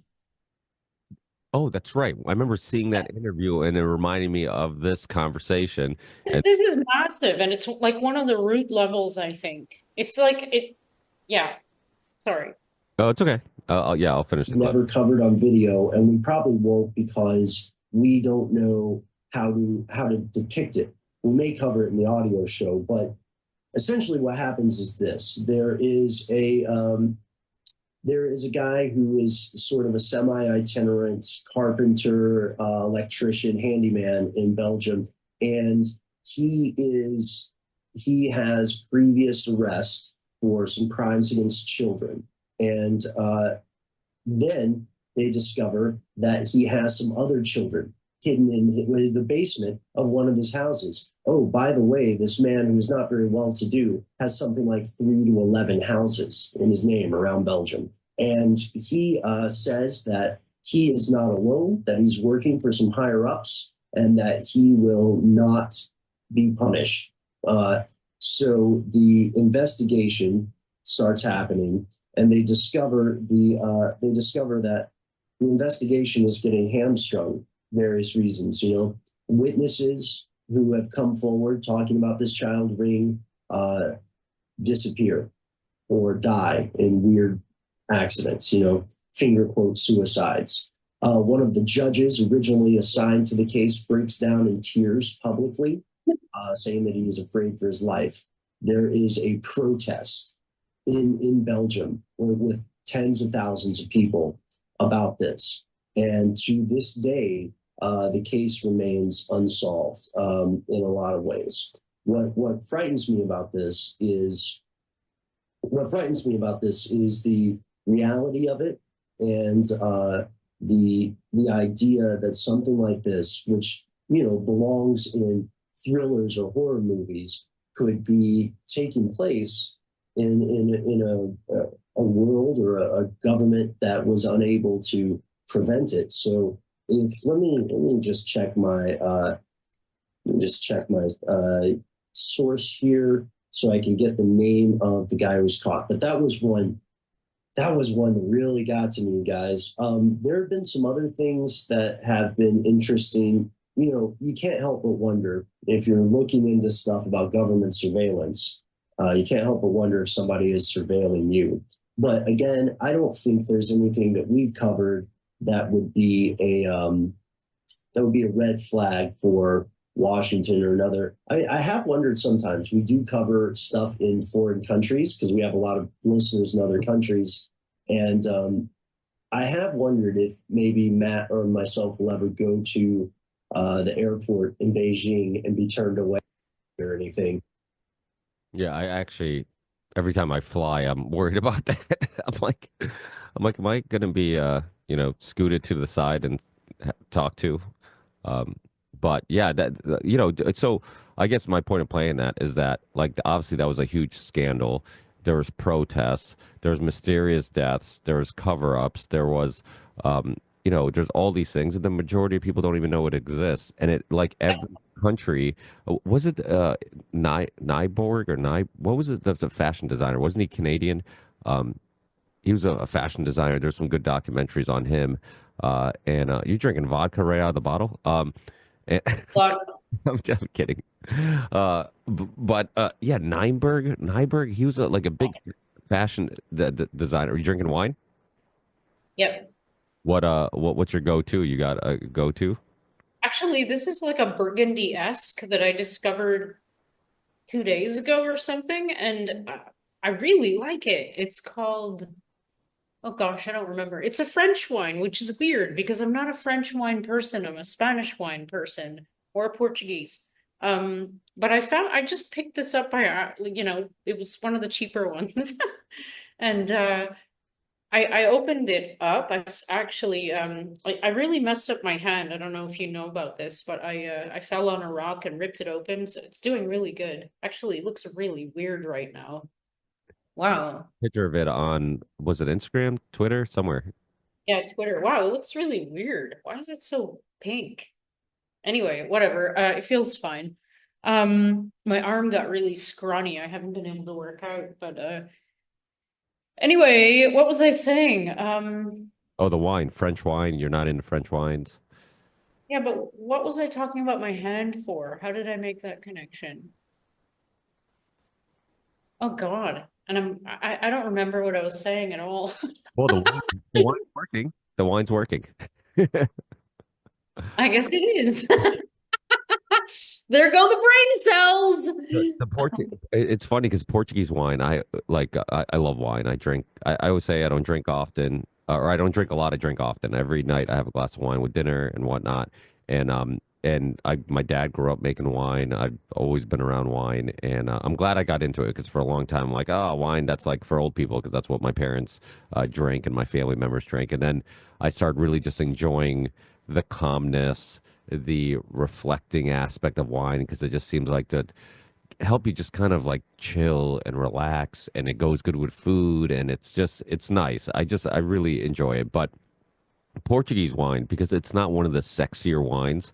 Like people will seek out a Bordeaux. People will seek out a cab, a California cab. People will seek out certain wine. But Portuguese wine, like a lot of people don't know what they're known for, what their flavors are, what region to buy. So people kind of stray away from it, but it also keeps the prices really low. And you can get a really good wine for like A nine euro? $10, I mean, under $15, you can get a really good Portuguese wine. Where like a California cab, maybe you have to spend, 15 or more to get a decent cab. Where like a Portuguese wine, you could even get a wine. Like there's certain wines that I drink on a regular that are $8, $9. I would never feel comfortable buying a $8 or $9 bottle of wine that's American because I'm like, this is gonna be trash. But unless you find those gems, but those gems are out there. And the other thing, speaking of, I guess to kind of relate it to some of the topics we are talking about earlier, there's also less preservatives in Europe. So things, and that doesn't just mean food. So everybody keeps hearing this current conversation about how, oh, you buy the same thing, the same cereal in America, and then the same cereal in Canada. And because Canada has more restrictions, they actually have less chemicals and preservatives and ingredients and whatnot. And then the same Lucky Charms, whatever you're eating in America, has tons of chemicals and fillers and preservatives. Well, the same thing with wines. That it's the same thing. So you get a American wine that says organic, but in Europe, a lot of those wines would be considered organic here, even if it's not labeled organic, because they don't add those preservatives and things for flavor or whatnot. And you look at like a lot of American wines, they're consistently the same. So if I buy like 19 Crimes, it doesn't matter what year it is. It's gonna look the same, taste the same, smell the same, whatever.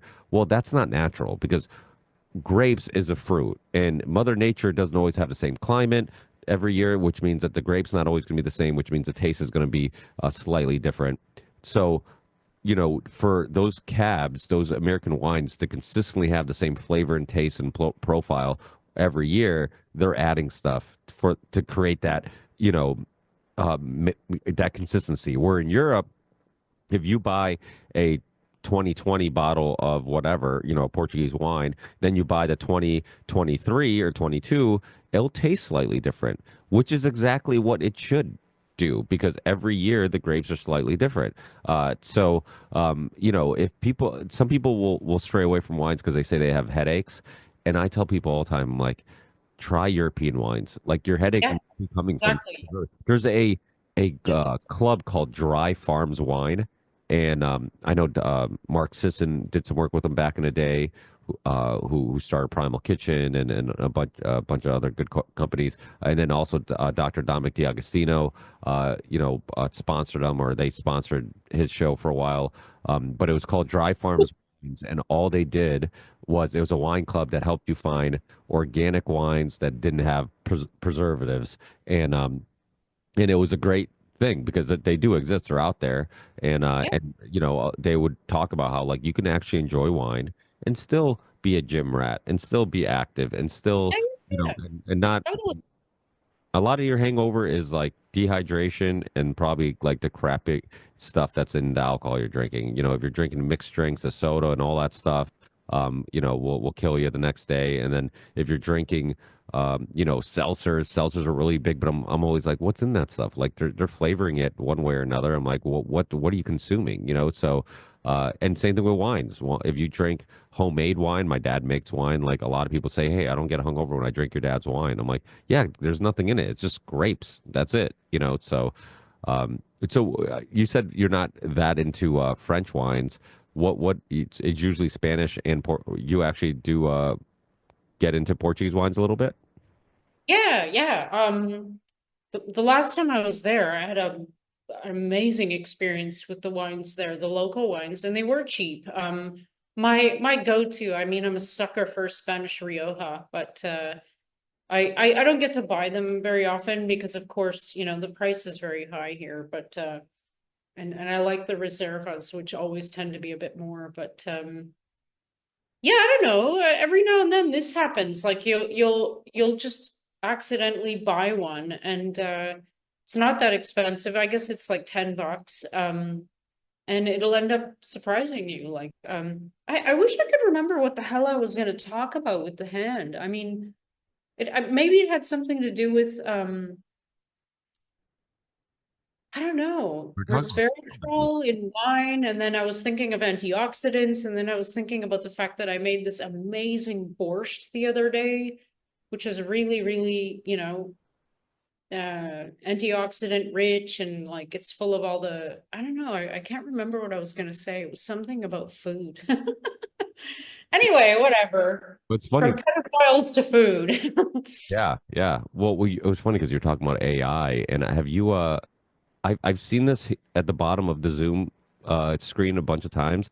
I haven't used, dibble dabbled with it. I don't even know what exactly it's there for. Have you seen the AI I'm so afraid to press that button. I don't know what's gonna companion happen. button?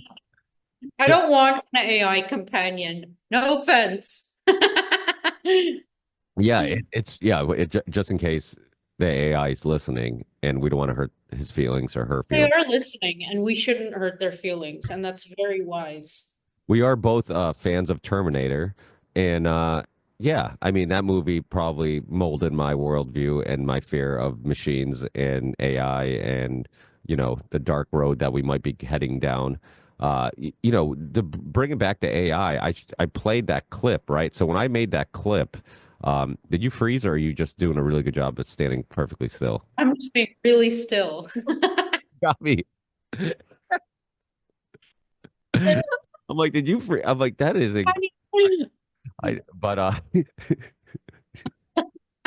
but but that clip I played, they I used to have to make I used to hate making clips because I would have to listen to myself like again, and I'm like I hate listening to myself, and I have to listen to the whole show again and like find a clip, and then like 20 minutes into the show I'm like maybe there's a better clip like later in the show, so I'm like I'm listening to a 2 hour show again and spending 2 hours to find a 30-second clip. I'm like this is so difficult. So that clip, that's how I made it manually.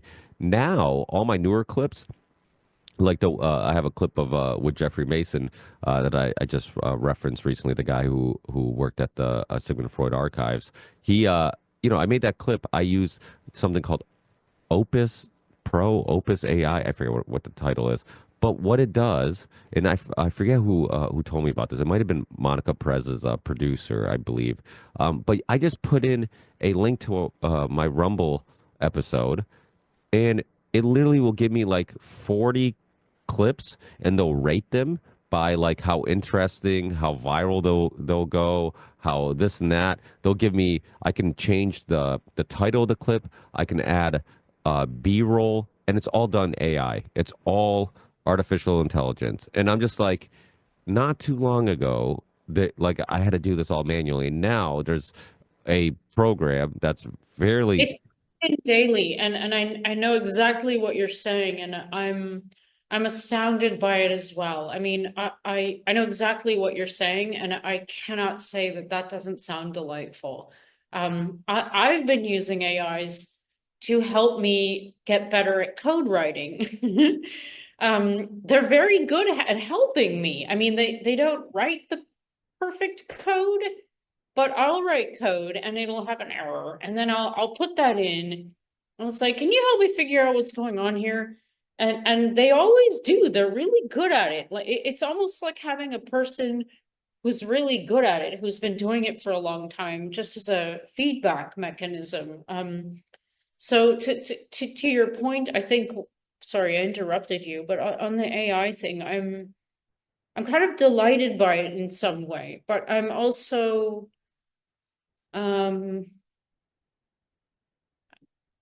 I just I don't like the rate of expansion. And I don't like the fact that we live in a world right now run by the people that run the world. Because of all the things that we're talking about and what their motivations are and what drives them. And a lot of them are warmongers too. And I mean, you just mentioned the Terminator. I mean, I don't want a freaking AI in charge of nuclear codes. Yeah, Rogan has said this a few times, and I'm like, I love Rogan, but it's probably one of the dumbest ideas I've heard. He's like, oh, we won't even need politicians because, AI can, we can have AI make, world decisions or political decisions, and it'll be, Said that? what's that? He said that? Yeah, he said something like, "Oh, having machines, like that are unbiased." He was trying to paint the picture, or I guess he was trying to imagine a world where you could have basically some decisions made by AI and robots, right? So it's like this idea of like, okay, this politician is bought and paid for, or they might have agendas, they might have motivations, they might have reasons why they're for, or against a certain topic or issue, or why they perceive a certain topic or issue a certain way.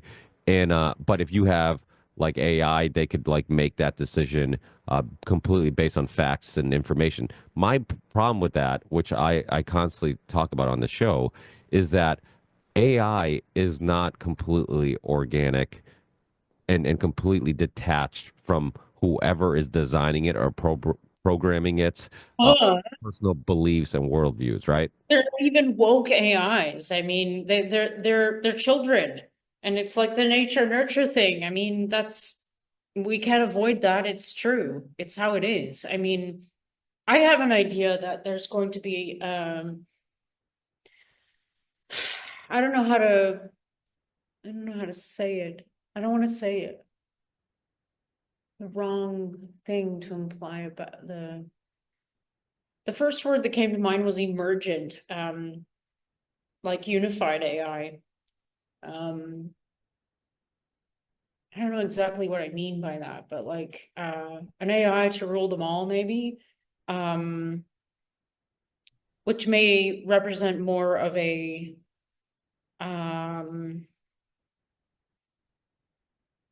I don't know.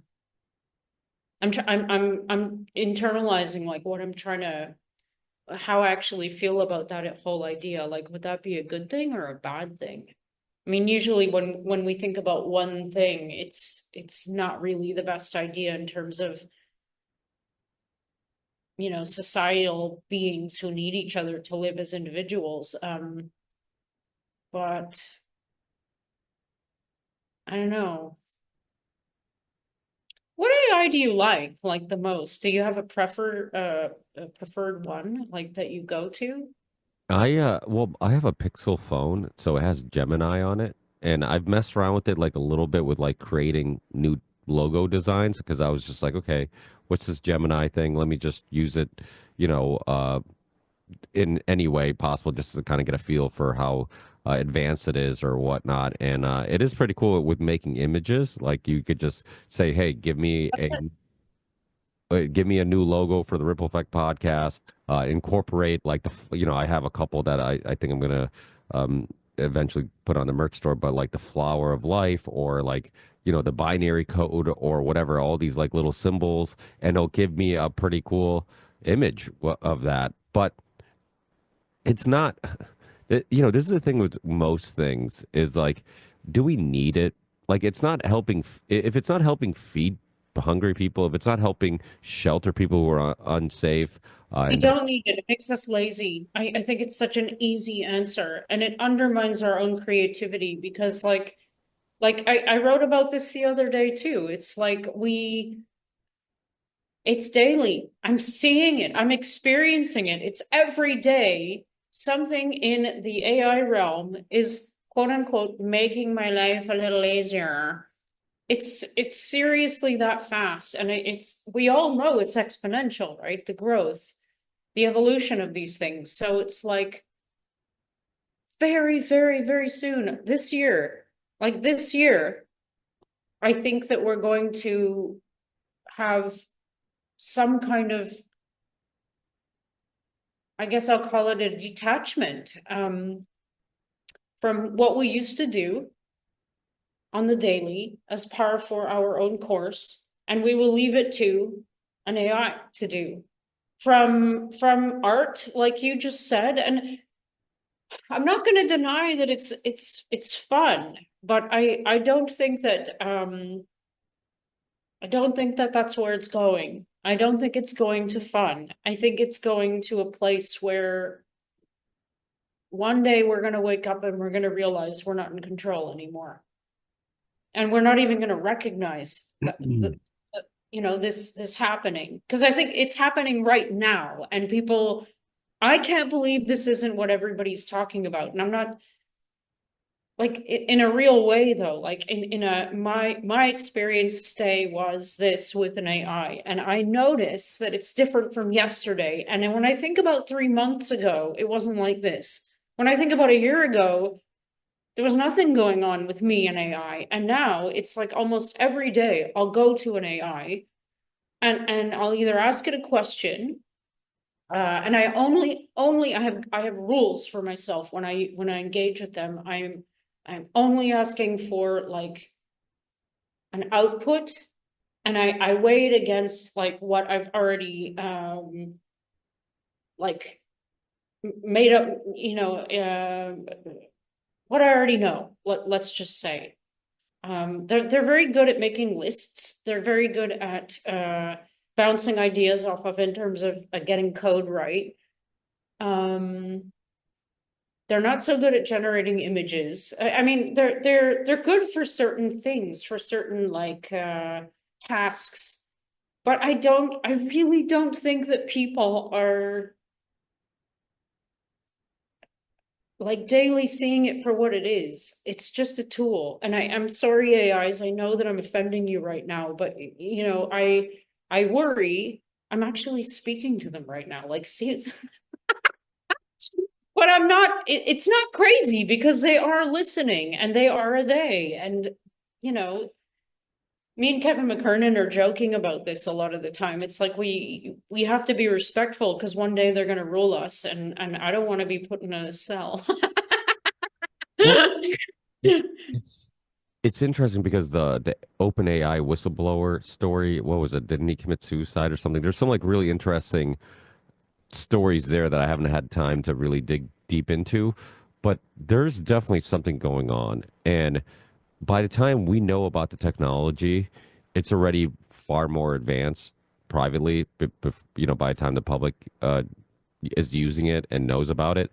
So it's, you I'm a little afraid. And I guess that's probably a little bit of an understatement, but to me, like there's so many people who are just accepting it into their lives, and it just becomes normal. It's like anything. It's like, you know, my kids don't know a world without Instagram and social media, and basically throwing all your privacy out the window and just acknowledging that like there is no privacy in the world we live in. Where we grew up in a world where it's like, hey, if you go in my mailbox, you you know that you go to jail. Like that's you get in. Yes, exactly. Thank you. What You a know, beautiful reminder.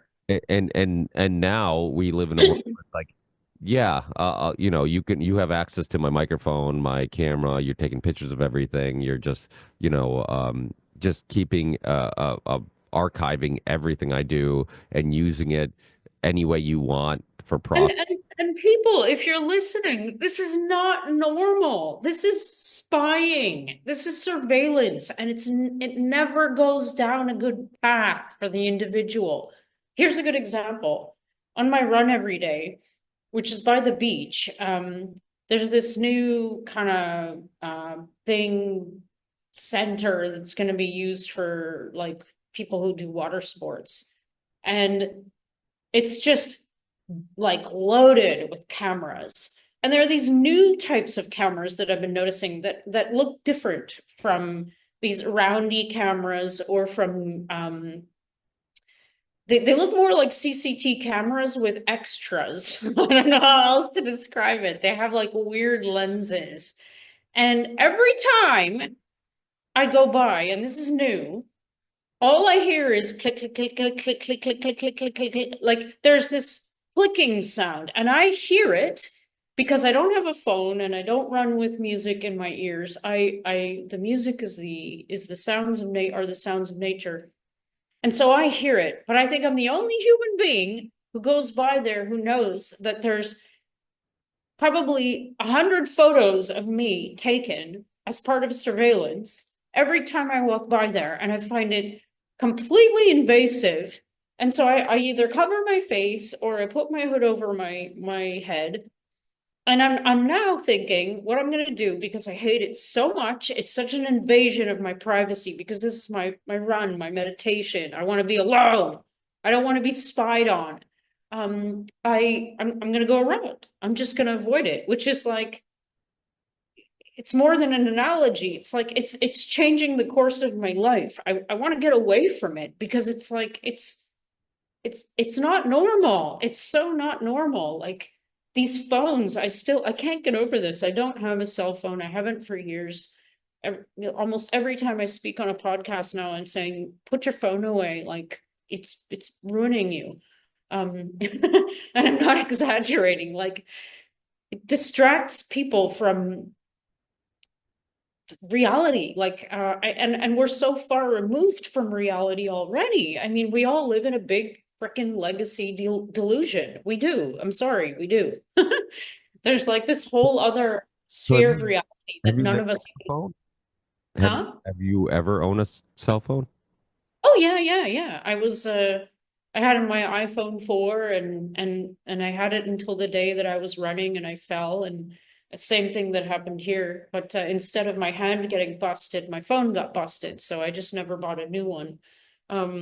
Yeah, no, I'm not like from the beginning opposed to this stuff. I'm not opposed to technology at all. I'm not even opposed to integrating technology into biology. It's just it's the combination with the brainwashing that you were talking about, like the consumerism and the detachment. It's the stuff that happens as a result that bothers me. It's like, if people could just be disciplined themselves with how much time during the day they actually use these things, and catch themselves like when they're scrolling, it's like, that's doing something to your brain, man.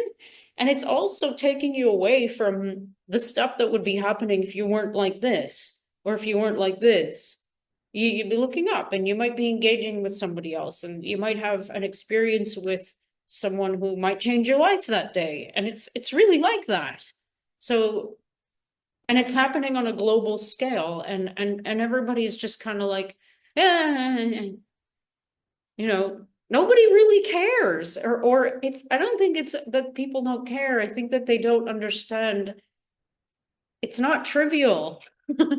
It's not, it's undoing us. Like and then the AIs are going to come along, and I mean, we have to assume they're going to make all of these observations about us because we're feeding them all the data. We hold back nothing. I mean, can you imagine what they think about us by now? Boy, these humans really like kittens.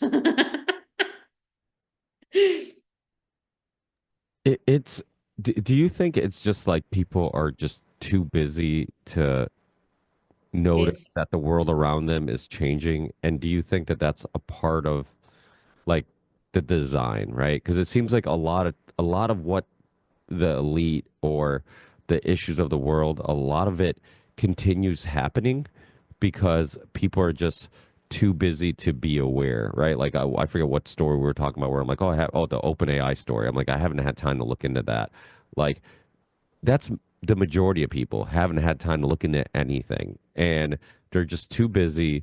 So it's real easy to like post something on the news and say, hey, we got to fund Ukraine because Russia is the worst people in the world and there's no corruption in Ukraine. Don't worry about that. Just give them a bunch of money and and sell them a war. Or it's real easy to just do these things. Oh, you get this vaccine and we'll open things up. You'll be happy. Everybody's dying, and once you get this vaccine, everything's good. And people were just, actually that was probably a bad example because that was the one time that people were home and they actually did some research, and I think that's why a lot of people woke up during that era. But I think typically that's not the case. You can trick the public into a narrative because they're too busy to really look into it or even think about it, right? I think once we talked about this, the importance of leisure time, right? Going on a run, going, being in the shower, playing a sport, going on a walk, going to the gym. I'm the same way. When I go to the gym, I don't bring headphones typically. I rarely ever, maybe, 5% of the time I'll have headphones on if there's something like some research I want to do and it's the only time I have time to like maybe do some research or whatever. But most of the time I enjoy between sets, just sitting there waiting for my next set, reflecting on my life, what I'm Yeah, doing. listening to your breathing and feeling how you feel. And you can't really do that if you're like,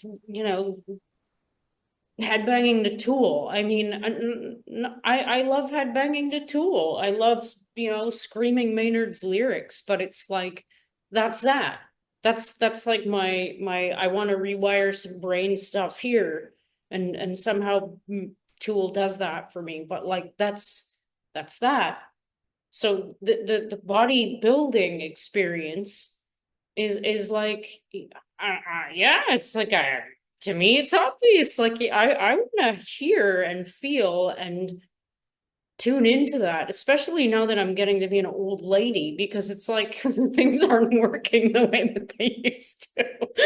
I gotta pay attention to that spine of mine, I'm just kidding, but like yeah, it's a part of it. It's like, why I'm not doing this to like, maybe that's it. I'm not doing it for, to pose for a photo or to, look better in a bathing suit. I'm doing it as part of my daily maintenance, Oh, it's it's my like therapy without a doubt. I can't. I was at the gym this morning. I mean, I can't not go. Even when I've had a little bit of a cold and I'm like at the rear end of it now. I'm still a little nasally, but I couldn't not go to the gym. Even if I'm like I'm gonna have a crappy workout. I know I'm not gonna be able to, lift anything heavy. I'm not gonna be able to work out real intense. I'm not gonna leave there with a pump or a huge sweat. But I'm like, for mental health, I need to go. And so I would go and I'm like, let me just focus on like, the just, importance of just going too. I mean, it's yeah, exactly what happened to me with my sorry, I interrupted I you need again. interrupting sometimes, Jessica. I'll just keep talking. But yeah, no, share your story. No, it's the exact same thing with my surf today. I had my second surf since this happened, and it's still a bit weird. But I have a ritual of like giving myself pep talks too. I need it, and I need to say it out loud for my right brain, I think it is. And it's like, okay, even if today isn't about surfing, it's not about taking waves, it's about putting on the wetsuit, um, in the cold, paddling out, engaging with the water, feeling the cold, being uncomfortable, riding that out, and just like having the experience.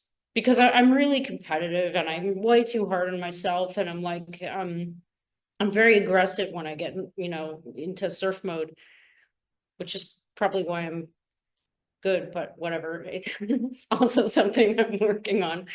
But anyway, it's like yeah, it's and I had to keep reminding myself because the waves were really weird today. Like it wasn't really a good surfing day at all, but it was like it's funny that I did that little pep talk before this session, because it's almost like I knew that this wasn't going to be about surfing today. It was just going to be about just do it. Like just go have the experience and try to love it for exactly what it is. And ironically, sometimes when you're able to kind of like repeat that feeling and just kind of like live in that moment, you end up having the best session of your life too. But that wasn't the case today, but you know, I didn't have a bad time. Yeah, for people who don't know, Jessica's a very good surfer, and I don't think went deep into your surfing background, but how old were you when you started surfing? And then when did two? 32. Oh, oh, I thought you said two. Really? 32? Yep. Wow. And what made you, did you just go on vacation one time and like did a little surfing, fell in love with it? Did you have friends that kind of did it? Like what nudged you into pursuing it? It was when I first moved to the Mediterranean shores, and I was just It's always been in here, obviously. I mean, if I was born in Hawaii, I would be the best longboarder in the world right now. There's no doubt in my mind. I still could be, and I have a really weird history, and I believe that because I love it so much. Ugh. Anyway, I was just watching, people doing this activity for like 6 months, and then I decided, okay, I'm gonna try. So I had this lifeguard friend that I was bugging every day. I'm like, can I have a quick lesson with your 10-footer? He had a 10-foot like fiberglass longboard, and I was like, please, please, please, please, like just give me a push, just one 10-minute lesson. And he wasn't that great, but he knew what he was doing. So he showed me how to do the pop-up, like just on the beach, and then he took me out on a really small day and he gave me a push, and that was it. And I was surfing, and I was like, all right. So I got my other friend to take me on his scooter to the next town to go buy my first fun board, and that was it. I surfed every single day, even when there weren't waves. I would just paddle out, and I was just that's it. It's like I've always been a surfer. I just never did it before I was 32, and so it's like I had a lot of, I suppose I had a lot of catching up to do, but I've always been an athlete, so it's not like I was out of shape or anything. So it was just a matter of like, and it still is. I mean, every day I paddle out, something new can happen, which is the other thing I love about it so much. It's like I still have things to do on a longboard that I haven't done yet. I haven't done a hang 10. It's like and that's so exciting to me because it's like I have this thing that I've been thinking about for like more than 10 years that I haven't done yet that I'm gonna do one day, and it's just gonna be like this thrilling moment of my life, and I'm so excited about that. And yeah, anyway, it's just something that, I mean, I could be one of these people that's like, oh, I wish I'd been born in Hawaii. I do, because my life would have been completely different, and it would have been thoroughly enriched by this sport and culture. But I'm so grateful I found it, because it's like it's who I am. It rules the day every day. It's like if anyone ever wants to make me go away, just distract me by giving me like a beautiful surf destination, and you'll never hear me again. I swear, I'll be happy as a pig in shit just surfing every day for the rest of my life. That's what I'll do for my fellow humans. How old were you when you turned pro? Because you didn't you go pro? Yeah. Well, I started competing not shortly after that, maybe 7, 8 years, and yeah, and the first competition I entered, it was the actual first competition for women in longboarding, first for longboarding in the country, and women were, invited to compete. Yeah, of course I had to enter because I was one of the better longboarders, and I won. So and I was competing against 16-year-olds. I was how old was I? Say, I don't know how I'm not good at math in my head, which is really funny because I have a math degree. Really? Yeah, I can't do math in my head. I literally, like, this is why I have so many things. Yeah. But anyway, yeah, I was And so when you turned pro, like did you obviously you're taking the sport very seriously. Did you change the way you exercise? I don't know why I can't talk today. I don't know if it was from the drinking, from the holidays. I'm still recovering, but the exercise, did your diet change? Did you train different types of ways? Did you to try to strengthen the muscles that are necessary for the sport? Like you didn't change anything outside no, of I didn't take it that seriously. It's just that if there was a competition, I would participate. No, not really. I mean, I'm pretty hardcore when it comes to the training. I train every single day. I don't miss a day. It's either running, surfing, walking a long way. I've recently incorporated I suppose it's like a yoga routine for the last few months, which is something I've been wanting to do for years, and I've just been too lame.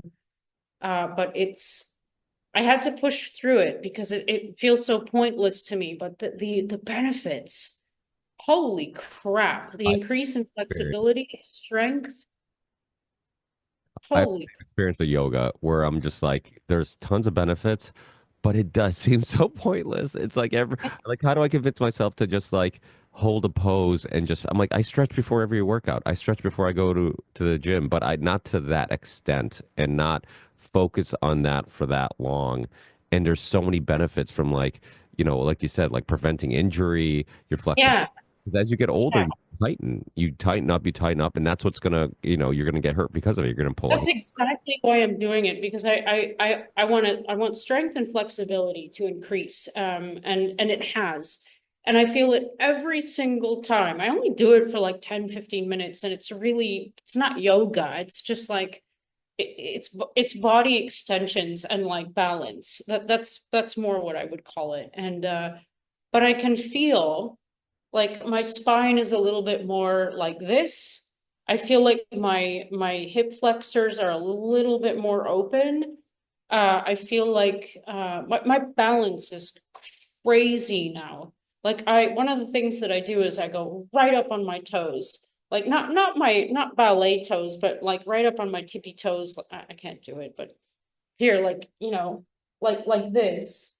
And I put all my weight on my toes like this, and I stand like that for a count of 10. And I'm doing this with my arms up in the air, so like I don't have that to rely on. And then I slowly bring my arms down while I'm still up. It's wild. It's like and for surfing, this isn't for I don't compete anymore. But for surfing, like when you're cross stepping on a longboard, that's moving on a wave, that's unpredictable, this balance thing is everything. Like that's my balance is good, but like it's getting better now. And it's like it means that I'm gonna not to sound like a douchebag, but I don't fall very often, but it's gonna mean that I never fall. And these like, these like say the wave breaks and I have to like do a quick turn and reverse, it's like I'll be able to accomplish that without having to bail like all the time if I keep doing this. So it's like this very slow progression. That's the thing, like I'm very patient with it all because it's I acknowledge that things come in they come slowly sometimes, and you have to, this is the other benefit of paying attention to each workout, because it's incremental, it's slow, like on the grand scale, like, but you do actually, there are, I don't know, it's kind of like saying the same thing, and that isn't this, I don't know how to say it, but I feel the difference every single day. That's what I'm trying to say. And I know somehow that it's getting me to a point where I'm going to be far more flexible, have far better balance, be a way better surfer, be able to run longer, and until an older age too. So anyway. Yeah, that's I'm the same way. I kind of got into sports a little later, but I got into I loved playing music, and music was kind of like my therapy. And then I got into exercising. Me and a couple of my bandmates, when we were playing metal together and playing in a band, we got into weightlifting, and I'm like, wow, this is just awesome. I feel better. I'm more confident. I have more energy. My mood's changed, and then it really kind of just sparked my interest in physical health, not just mental health. Like music was for mental health. And then I'm like, oh, this is for my physical health. And then I realized like, oh, okay, this is also for my mental health. This is beneficial Yeah. to everything. I can kind of do both. I can help my mental and physical health, and they're connected. It's not two separate things. And my parents were immigrants who came to America. I was an immigrant and came to America. So like they didn't sign me up for anything. All they did was like work. So I learned a lot from just playing in the streets. I would play Yep. basketball anywhere people were playing basketball, soccer with friends or whatever. And because I didn't have a a background in like, being coached at a young age, much like yourself, I had to pay attention to my body. I had to pay attention to the little details to try to learn things quicker, and try to catch up to everybody else. And I think because of it, it probably led to me being a better listener, a better finding the enjoyment in learning. Like, oh, I just figured this out. I just figured Yeah. out technique in how to create space or how to get by somebody quicker or play better defense or whatever, whatever it may be. But it became fun because it was like I was uncovering new things all the time. And even as a coach, like I'm teaching kids, but sometimes in the middle of teaching them, I'm like, oh yeah, I'm like, I've never thought about it like this. Oh, let me, I'm like learning new things and then sharing that with the kids and just attention to detail and all these little tips and hints and whatnot. And that's actually one of the reasons why I like to stay active because I'm still active and playing. I play soccer typically once a week and play basketball at least once a week. Because I play like sometimes while I'm playing, because I'm analyzing what's happening in the game, how people are getting open, how do I get my teammate open, how do I play defense, who do I cover, and then I'm like, oh yeah, I haven't been over this aspect of the game with my players. I'm like, next practice I'm going to implement this, so it's like it's helping me kind of remember things and not forget important aspects. Yeah, yeah, yeah. It's You know. maintenance and growth. Totally. Yeah. I get you, brother. So when Uh, you said you have always been a athlete, were you just into exercising at a young age, or were you like, no, no, no. I didn't do exercise. I was like you. I played outside. Luckily I was on a soccer team. My team was undefeated. Yeah. This was back in the day when the boys played with the girls. So there were three girls on my team. I was one of three. And my brother was the goalie and we were absolutely undefeated. Um, we were called the Midtown Birdos in Sudbury. Uh, and I always swam. We were big swimmers. Whenever there was a lake, we were there in the water. And my parents got us a membership at a pool, and we were on the swim team and the dive team and synchro, and I did all that stuff. And Canada's killing it with soccer. It's crazy how in basketball and soccer they've just made huge leaps. Like all of a sudden they're like a legit country to notice for soccer players and basketball players. Like it's insane. Was that? Would you say what are like the bigger sports? Is it soccer and basketball now, or what were the? I mean, obviously hockey's number one, but what's second? I don't know. I know it's a big youth sport. Right? It is a big youth sport in Canada. No. Yeah. I don't know. I wouldn't even take a guess. You still have I family? was- You still have family in Canada, right? Oh yeah, yeah, yeah. They're all there. Alberta and British Columbia. Um, I don't know. Maybe snowboarding. Could be. It's a big thing in the West Coast. Do, I know. I liked it. do you like winter sports? No, I don't like the cold at all. Same way. I was just gonna say, I'm like, people. I used to skateboard a little bit growing up, and people are like, "Oh, why don't you try snowboarding?" I'm like, "Because I hate the cold. I hate like people don't understand how much I love the heat and sun and how much I hate the cold. I can go to the hottest place on earth, And scorch. be totally happy. I'm the Yeah. same. I'm like, I love. It'll be like 120 degrees outside. People are like, Yeah, let's sweat it out, man. I just love it. I just see it I as love like sweating. toxin release. Like I love the feeling that's like that deep drenched sweating gives me. Like I just feel like I Oh, detoxed everything. You take a shower and you're like, wow, I feel like a new person. I feel like I just got all the aluminum that they're probably putting in my. however, having said that, coming in from a cold water session and taking a hot shower is one of the most pleasurable experiences you can have as a human, I'm convinced. It's like you're so cold that you can't even hold your surfboard and you can't take your wetsuit off because you can't move and your hands are like the craw. And then the hot water hits you and it's like, oh my God. And then you just stay there for like way too long until you feel your hands again. It's like I'm not exaggerating. I have a real problem with getting like Raynaud's stuff with my hands and feet. So like I can't move them after a cold water session. But like I gotta say though, yeah, the reverse is really pleasant as well. But I'm with you, man. I want to end up in the tropics. I don't want to ever have it go below like 25. Like I'm serious about that. Like if it was 30 something every day, I would be perfectly happy. Yeah. Celsius. Yeah, I was gonna say Celsius. Yeah, just to clarify. Yeah, I live in New England. People are miserable in the winter. Nobody has energy to do anything. Everybody's sick. Everybody's, you know, wishing they could, go on vacation to a warmer place. And people, just the mood, the you go somewhere where it's warm and sunny. Like everybody's just their mood. There's a vibe. There's an energy. You're like, wow, everybody's just in a better mood. And Sunlight. yeah, it's sunlight. I mean, that's why Dr. Jack Cruz, like when I first got exposed to his work, that was what he was focused on, was just like Yeah. the importance of vitamin D and sunlight and the power. Now, I do disagree with him a little bit about like how he poo-poos nutrition a little bit.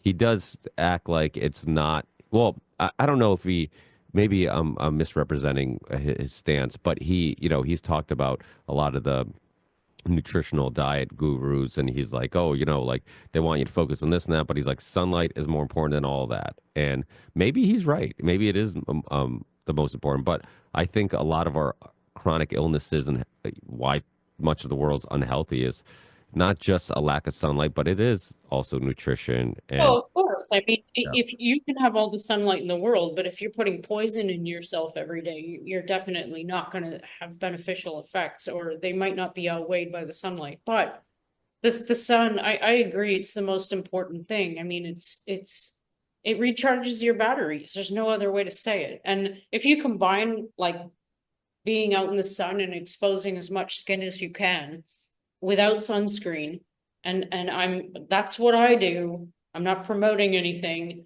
I don't use And sunscreen. Yeah. no, yeah, and you have your bare feet on the ground. If you can find like real grass instead of this stupid plastic grass with the crap underneath it, and you're sloughing your feet along the ground and charging everything. I mean, wow, the electrical being, man, it needs to be recharged. And if you don't, you're not gonna feel good. Yeah, we're all connected, and there is this disconnect from the universe that we're trying to do with AI and robots and whatnot. But I think there's a reason why when you drive a car that has a nice sounding exhaust, it gives you a better feeling than a Tesla that seems soulless. I think, there's a connection between like moving things that move that are mechanical. Like we connect with that more than something that is a battery, but battery power. I think we just I can't even drive an automatic car, dude. Won't do it. you I still won't do it. drive standard. Of course. Well, I don't drive anymore, but that'll change hopefully when I get my life back in gear. Yeah. Ricky, I gotta time out because I have another Oh, engagement. sorry. So I hate to cut it off short, but I do have to run. Okay. Um, Well, can you let people know what platforms you're on, any upcoming work or Substacks that maybe you're working on to keep a lookout for? Yeah, I have Jessica, my unacceptable Jessica Substack and unconditional Jessica. I'm on Twitter, but I'm really shadow banned there. Somebody doesn't like what I say. It's Jess Loves MJK. My website's down. I'm gonna fix that soon. Anything upcoming? Let me think. I'm trying to think of trips or anything. Any Maybe a intro? trip to Any, DC coming up soon. I don't know. oh, really? Oh, I don't know. But we're gonna see soon. yeah, yeah. Well, we'll keep a lookout for that. I mean, you're always, out and about and staying active, which I love because you're a very respected voice in the community, and I think people love your charm and they love, your honestness and just, ability to kind of being a open letter and talking about your own personal experiences and stuff. So, and I really enjoy just bouncing anything off you and kind of just seeing what I get and your honesty. So, but yeah, we'll reconnect in the near future. It's the year just kicked off, so I'm sure there's more things to talk about, unfortunately or fortunately, in the coming months. So we'll reconnect and we'll chat some more then. Yeah, absolutely. And even if I'm good to go in like another 2 weeks once Trump gets in, because I think we'll have a lot to talk about, like instead of waiting a year, you know? Yeah, no, I hear you. We should. Well, the winters, my full-time gig slows down a lot, so and then I have a lot more openings, and it'll be easy to do these on a regular basis, and then kind of just and like you said, in a couple weeks, I'm sure there's going to be a lot more going on, and like I said, for better or worse, there'll be constantly things to discuss and chat about. So yeah, I'll send you links to the show once it's up and live as always, and then I'll also reconnect in the near future, so then we can schedule a next one and expand on some things we talked about and whatever else is going on in the world. Good. And don't forget to include the Trudeau resigning at the beginning, because that's so monumental. Yeah, that's wild. That's going to be another thing that I'm sure we're going to probably discuss because now that it happened, we can kind of see what the public is saying and why and all the. Maybe I'll take over. That's not a bad idea. I'd vote for Oh, you. it's not a bad idea, is it? Thanks. Vote for Jess! Okay, I gotta go, seriously. I'll make signs. Thanks, Jess. Take care.